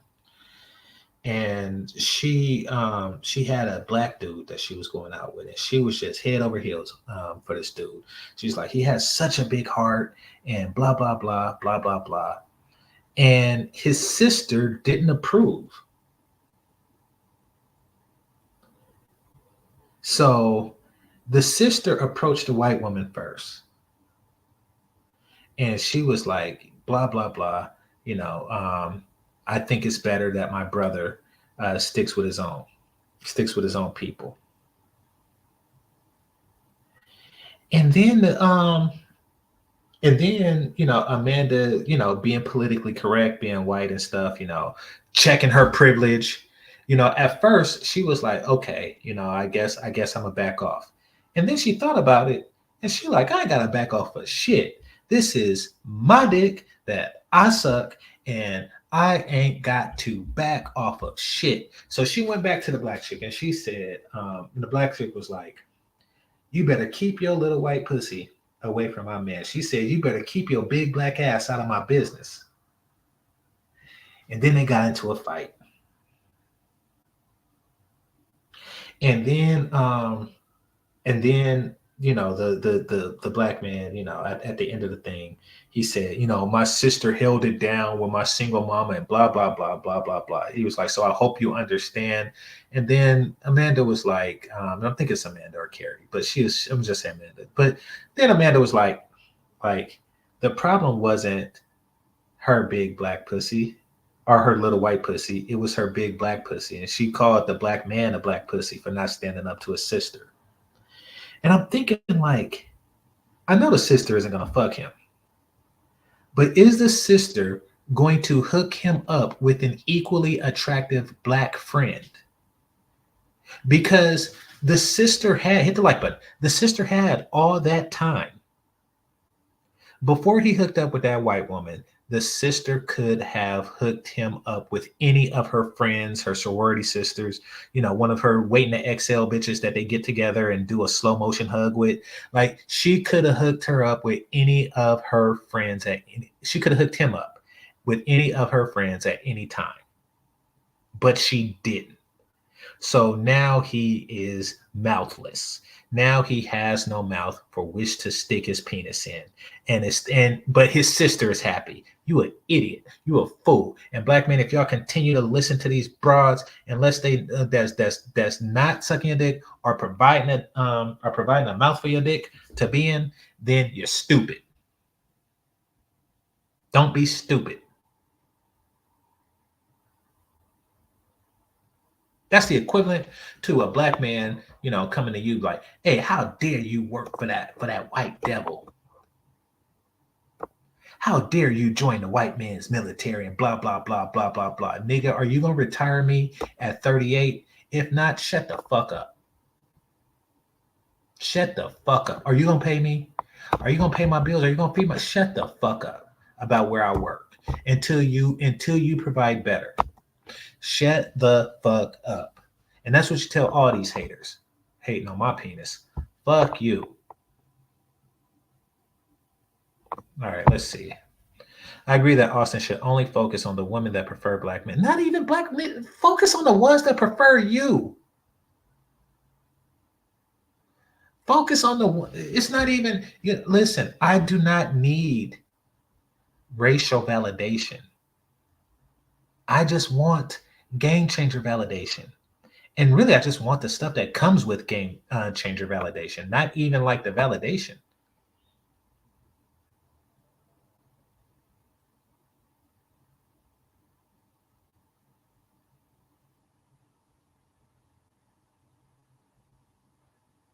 Understand that. I do not mind. Listen, I'm gonna tell you something, Germany. The last virgin that I was with, I was 35 years old.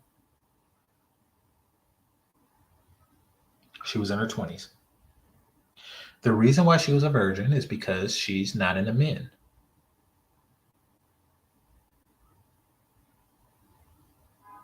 She's not into men, meaning that she do not prefer men.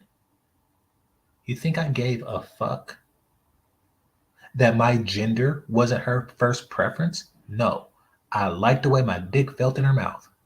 I do not care if a chick of any race, including my own, say I normally don't mess with black guys like that. I do not give a fuck. And you should neither when your dick is in her mouth. I truly don't. I don't need a fucking ethnic preference. What the fuck? If anything, it's worse. It's worse when it's an ethnic preference because then it's like everything that's like you.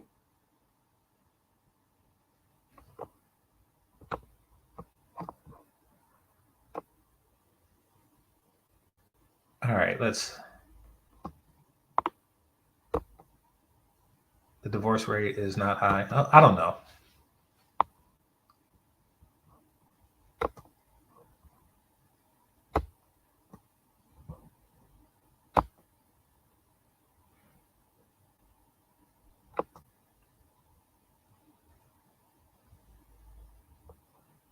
I believe that. But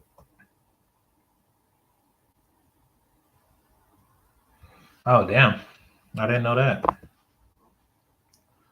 Stats about black men, white women having the highest divorce rates come from 1970s and 80s. Median. Oh really? I gotta start watching, dude. Shout out to Medium Man. I gotta start watching, dude. Um, but yeah, so he does come with those fit. He does come with those facts and figures. I didn't know that it was that bad then. I remember somebody saying that the reason why it was high because a lot of white women did it out of rebellion and not out of love. You know, they did it because they did it because for relationship attention, et cetera, et cetera, et cetera. But yeah, maybe I'll check out that video. All right, it says the fat white women and black men thing is a myth. No, it's not a myth. It's not a myth. Meaning that it's not nearly as common as the culture says. It may not be common, but it most certainly isn't a myth. I haven't run the global numbers, but you know, I do see fat white women, and they're not necessarily with a black man, but they are pushing mixed kids in a shopping cart. Now I've seen that enough to say, okay, it's embarrassing that a black man fucked her. Now I'm hoping that for his sake that it was baby weight, that you know she looked like the woman, you know she looked like Soraya Brooke before, and what we're seeing is like the after pregnancy weight or something like that. But I have seen that, and furthermore, the fact that I get hit on by fat white women and um, and fat Asian women means that there's a there, means that they think it's okay. They think that men with similar physicalities did take that deal. They did say, okay, they would not have hit on me if I was white. I get the feeling when that happens, they are coming to my penis because they think it's a discount. So I'm gonna have to respectfully disagree with that. They come to my penis because they think I'm going to give it to them at a discount.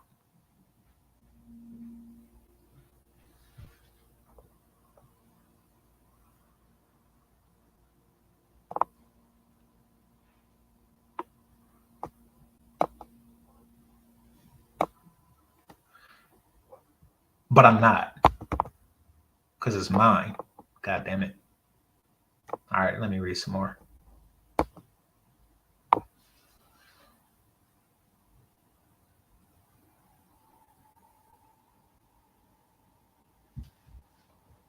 All right, I'm gonna start checking out Media Man.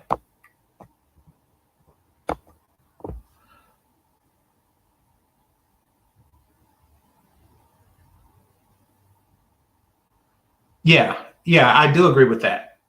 Like the stats as a whole is getting better. For those of you who are not watching and reading, the chat says I agree. The negative thing is increasing, but also average black men getting attractive non-black. Yes, yes, it's increasing on all fronts.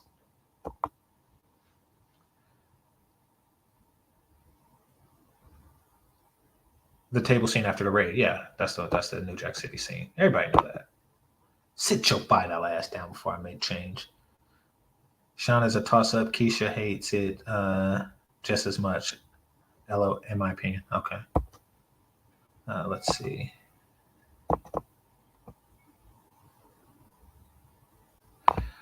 I've seen white women get assaulted for dating a black man. Well, that's a hate crime. That is the very definition of a hate crime. And listen, I know that sundown towns exist. And I know that happens. Hell, I even heard that they're trying to do that in Southern Cali. I know that's a thing. You know, I know that that's a thing. Yeah, exactly. GC, black women who didn't want him at first are now sending her husband nudes. No, they're not. No, they're not. I mean, and this goes back to what I was saying, Cortez. They don't offer a better deal. That's one thing that's weird. They'll shame you. They try to shame you out of a good situation without offering a better one. Like I would even respect them, and I would even like go with the game dudes who say, pre-selection and stuff like that. And maybe that's part of it, but they rarely, if ever, offer a better deal.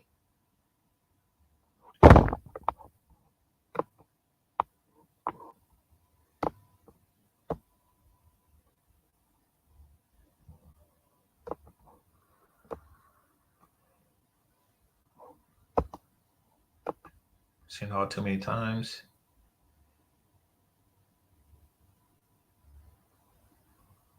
Okay, well, once again, I don't know the stats.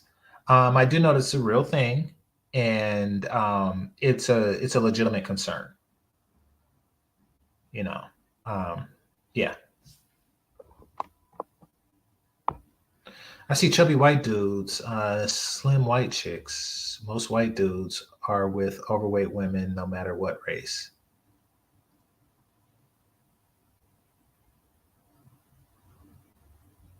All right. Well, like I say, stuff changes from region to region, area to area.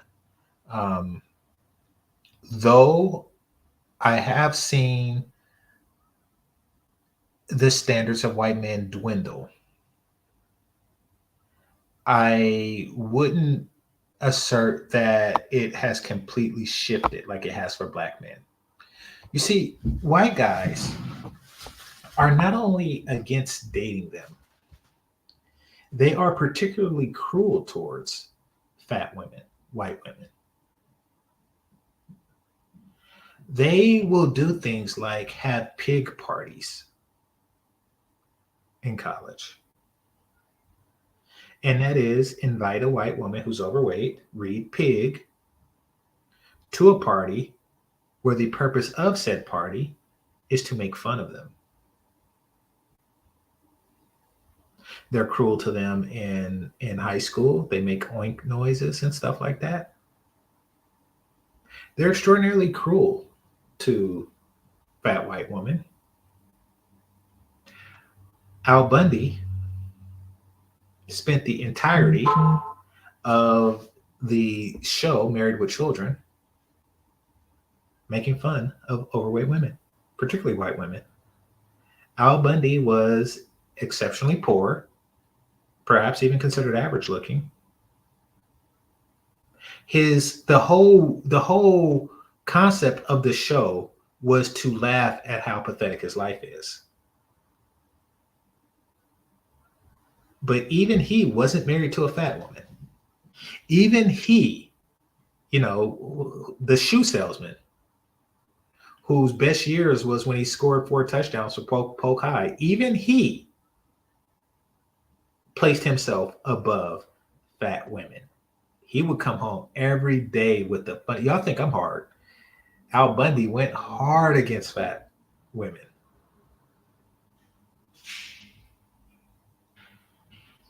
I'm working in the shoe store today, and a fat woman walked in. This woman was so fat, she had 4 smaller women orbiting around her. He would come in every day ripping on fat women. You see something different than what I see. Like it's not the same as it was in the Al Bundy days, granted, but it's definitely not the social norm amongst them. Not yet.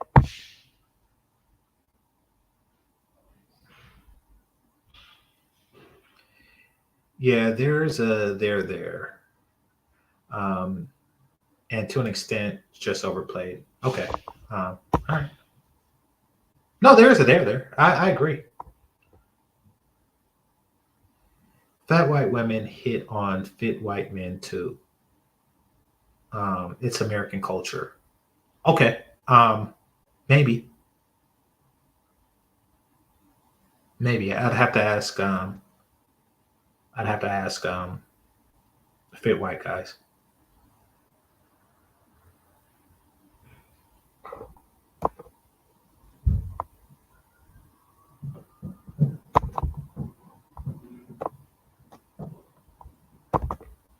The main reason why I agree partially is because I've had black dudes argue me down just because I like skinny women. Yeah, they do, especially Southern niggas. Y'all are out your damn mind. And they know they like it too. They know that when they were kids and the poster on their wall is wasn't a fat bitch, or the porn that they watch isn't fat porn. They know what they fantasize about. They just want the accessibility that comes with slim women. But they know what they fantasize about. But no, these so-called chubby chasers, they're chubby chasers the way prisoners chase prison food. They're accepting what's available to them. And there's nothing wrong with that. It becomes wrong when they state it as a preference, because then you get all these fucking sumo looking Asian bitches that come at me like I have the same preference. It's not a fucking preference, it's a necessity for some.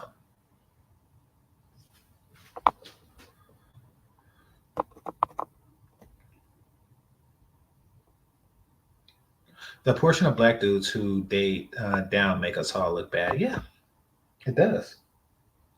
It's and then when you publicly do it, like, okay, like when Chris Tucker on the first Friday, I think that was like 1999 or 1996 or something like that. When he on the first Friday told, Janet Jackson, don't you ever come back here. What he's saying is, if I'm going to do this, I don't want nobody to know that I'm doing this. But I don't think he was going to do that. But now you have dudes that take, Janet Jackson from there and boast it and walk around, with her and a kid in tow in front of people, in front of onlookers. Disgrace yourself and your family. Oh, 1995. Okay, 1995. So, yeah. Dang, Megan Good was just a little girl then. Time flies.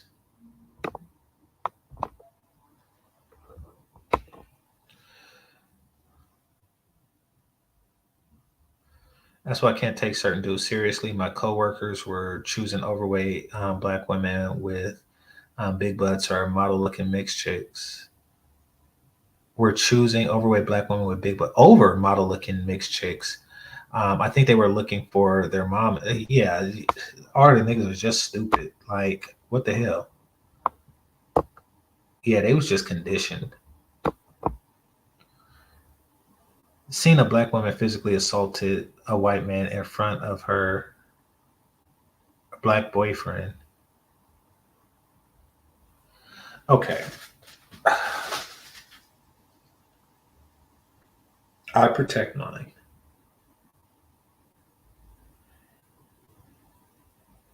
I protect mine.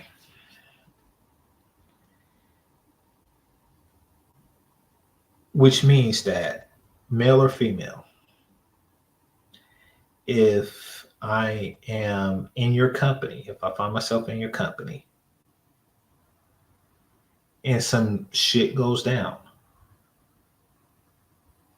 I got your back. That being said,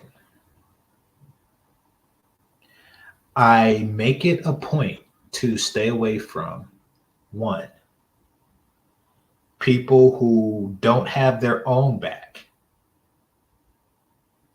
And I'm talking about the men here. Make it a point, stay away from people that don't have their own back. And people who are unnecessarily provocative and aggressive. So if she is assaulting somebody as opposed to letting me handle the situation, then you on your own, bitch. I am not going to, and I don't care. I don't care if it's like a 120-pound dude that I could just, that I could just like thump with my finger or something like that and knock him out. I do not care. I'm not going to deal with a provocative bitch that like to do shit like that. That stuff turns them on. Fuck that.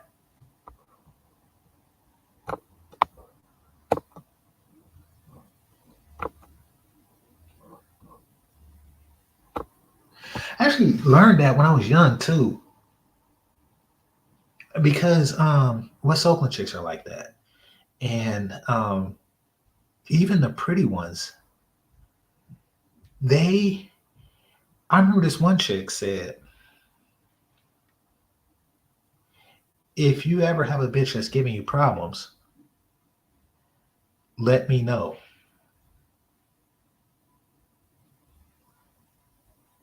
And I was trying to fuck her. And I didn't even fuck her yet. So the fact that she was looking to fight a random bitch for me before she was ready to fuck was extremely problematic to me. And like I said, I was young, so I didn't really understand the extent of the problem. But in time, it's best to stay the fuck away from women like that because they got all kinds of enemies. They got all kinds of enemies. They always in a nigga's face. Shit will happen. Shit will happen. All right, a few more. Actually, I'm tripping. Is Game of Thrones on? Oh shit, Game of Thrones is on. All right, let me cut this down.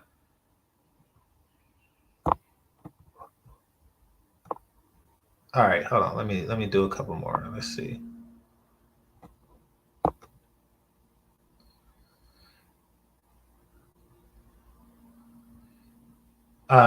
Yeah, those words are true. I will say this, educated Tyrone. Because men got muscles and shit, it's really hard to tell using the BMI index. But women, you shouldn't have a bunch of muscles and shit weighing you down on the scale. So, that shit is just fat. Like Michael B. Jordan will probably weigh down a scale, and look obese on a BMI index. But we know he's not. But there isn't like many female equivalents to Michael B. Jordan. So if you fail the BMI index because you're fat, black men being somewhere like in the low 60s, high 50s, I'm pretty sure at least 10% of those are muscle niggas.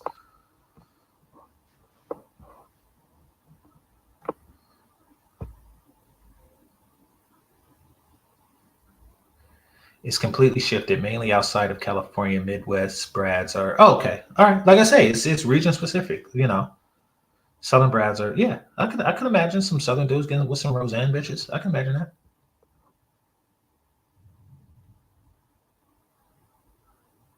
There's so many dying white chicks down in the South who aren't hard to get, but these brads still choose Big Becky.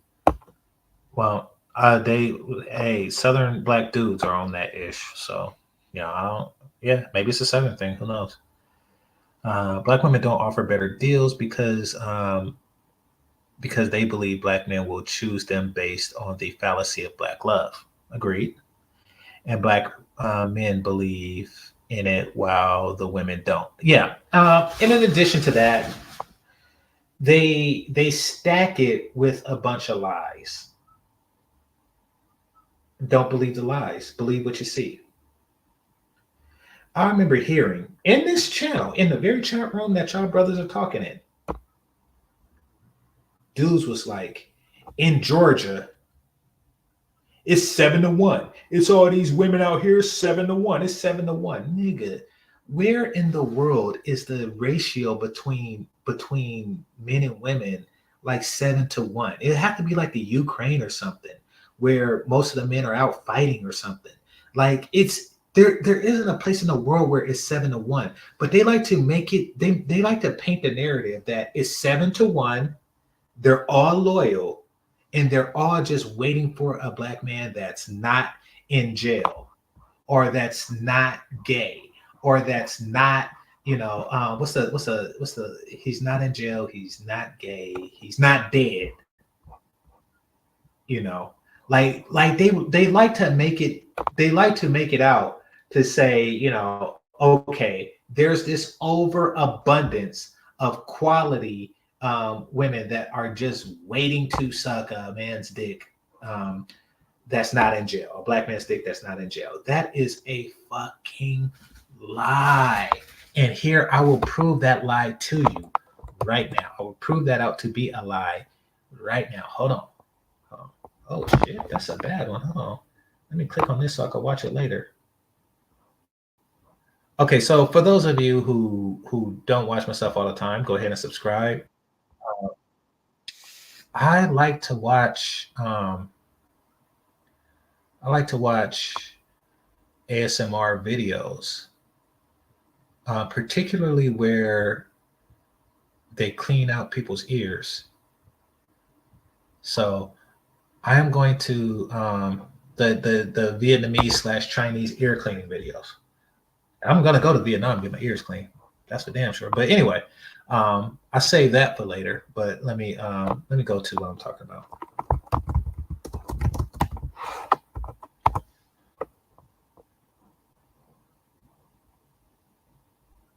Oh, this is a new one. Okay, so I'll cover this later.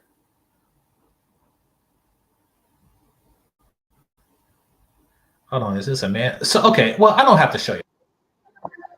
I don't have to show y'all. But what I was gonna show y'all is a Pop the Balloon episode. Like, just watch any episode of Pop the Balloon and see if it's see if it's 7-1, a bunch of desperate black women looking to get with a black man. Like, oh, you're free? Or do they just pop the balloon because a nigga's shoes is not shiny enough? Miss me with this. That is a lie. So in addition to the black love lie, they also try to sell you on this. We're just sitting on our thin-waisted vaginas and waiting for Mr. Right to come our... No, shut the fuck up. You're not doing that at all. That is a lie. There was a brother, a bearded brother, light-skinned dude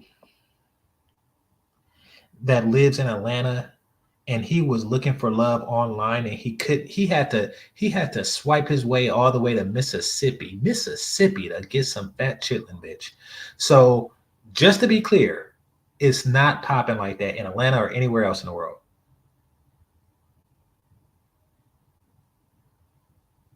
All right, send me those Pop the Balloon emails. But that is a lie, but brothers fall for it. Brothers fall for it. And if you fall for that, you're either young or stupid. Because what you're doing is you're letting the image, what they tell you, affect your reality.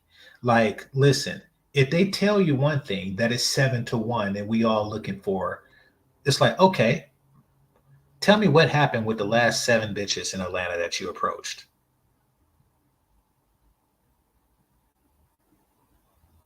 Were they happy to suck your dick? Were they like, oh my God, you're not in prison? Tell me, when was the last time you went to a nightclub or a lounge or a singles event where it was 7 women to 1 man in Atlanta?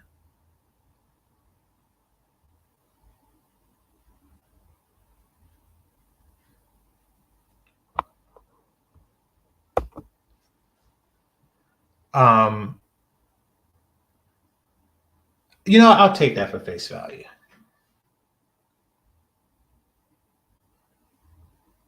I'll take that for face value. Well, everybody's happy if you're, yeah. I mean, if you're super attractive, that's a whole separate thing. But yeah, good for you. But yeah, yeah, good for you. I'll just say that. All right, let's see.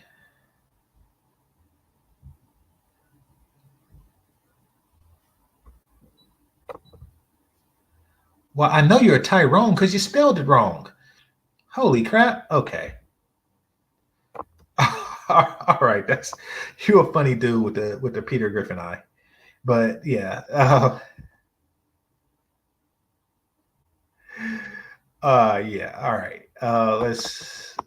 Let me this nigga said I'm a Tyron. Okay.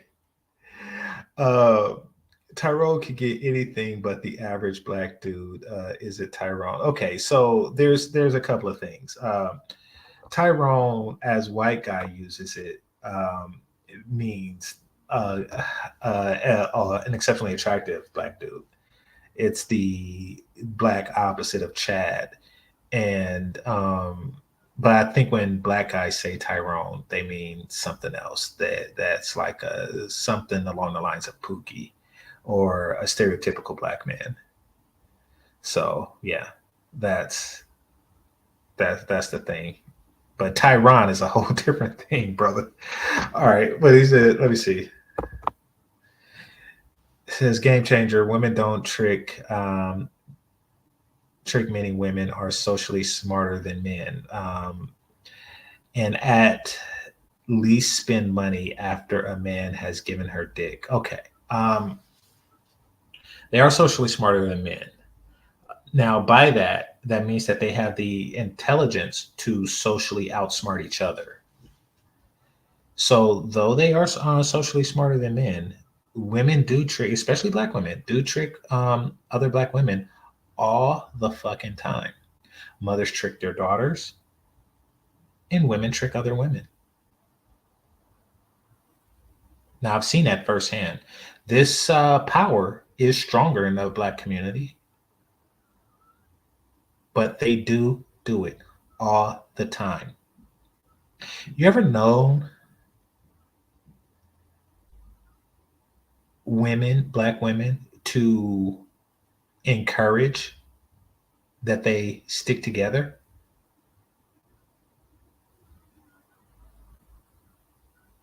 Say you have a black man and a black woman, right? And the relationship has the smallest problem. What's the first thing she do? She go to her friends. Do her friends say, uh, let's stick together, love on him whether times are good or bad and you're happy or sad? Or do they say, oh yeah, niggas ain't shit. You need to leave that nigga leaving the toilet seat up? Okay, I got one for you. Do black women encourage or discourage Megan Good and Jonathan Majors? And I'm gonna do another video on that. It's a fucking hug. Shut the fuck up. O'Shea, shut the fuck up. Coffee Pill Podcast, shut the fuck up. If y'all don't leave Megan Good and Jonathan Majors the fuck alone, if y'all do not leave them the fuck alone, leave them alone.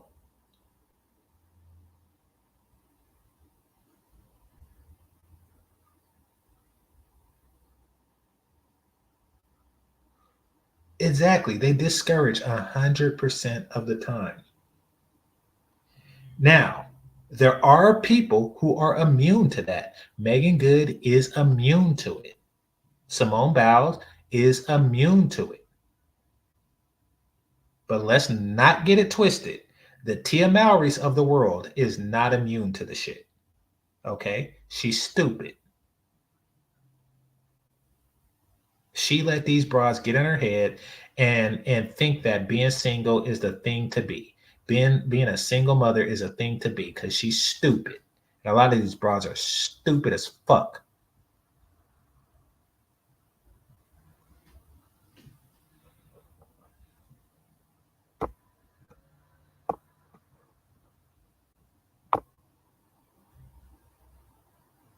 I'm gonna get a different hotel. All right, let me see. I'm Tyrone. Do mean is separate from the Tyrone and yeah, exactly. That's another thing. I think about that I'm Tyrone dude, and it's just sad how brothers just crab barrel. So you had the I'm Tyrone dude. He was funny. He had his whole thing going on, and then you had this big Broly. It's always a bigger nigga that's just waiting to do some crab barrel shit. That was just sad. I don't want to go into details about that. That was some sad shit. Yeah, they always say dump them. They never have advice other than dump them. They never have advice other than dump them when it's a black man.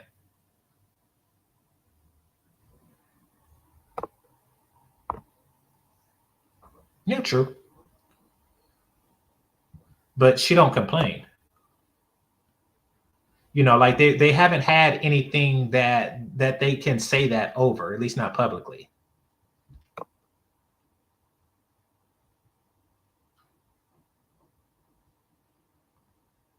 Women got all this support and encouragement while men get the very opposite. What are you talking about? What did King Pick say?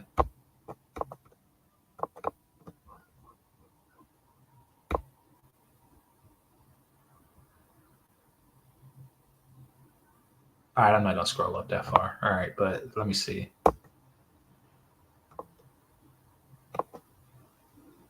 Yeah, they're anti-black love.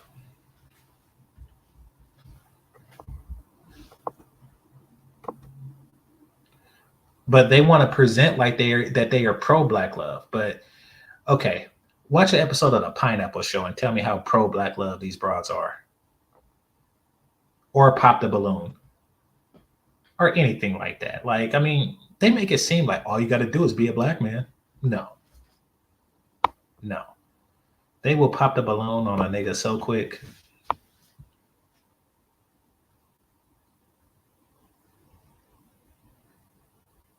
Told the Barges mom to stay with that. Probably. I don't know. All right.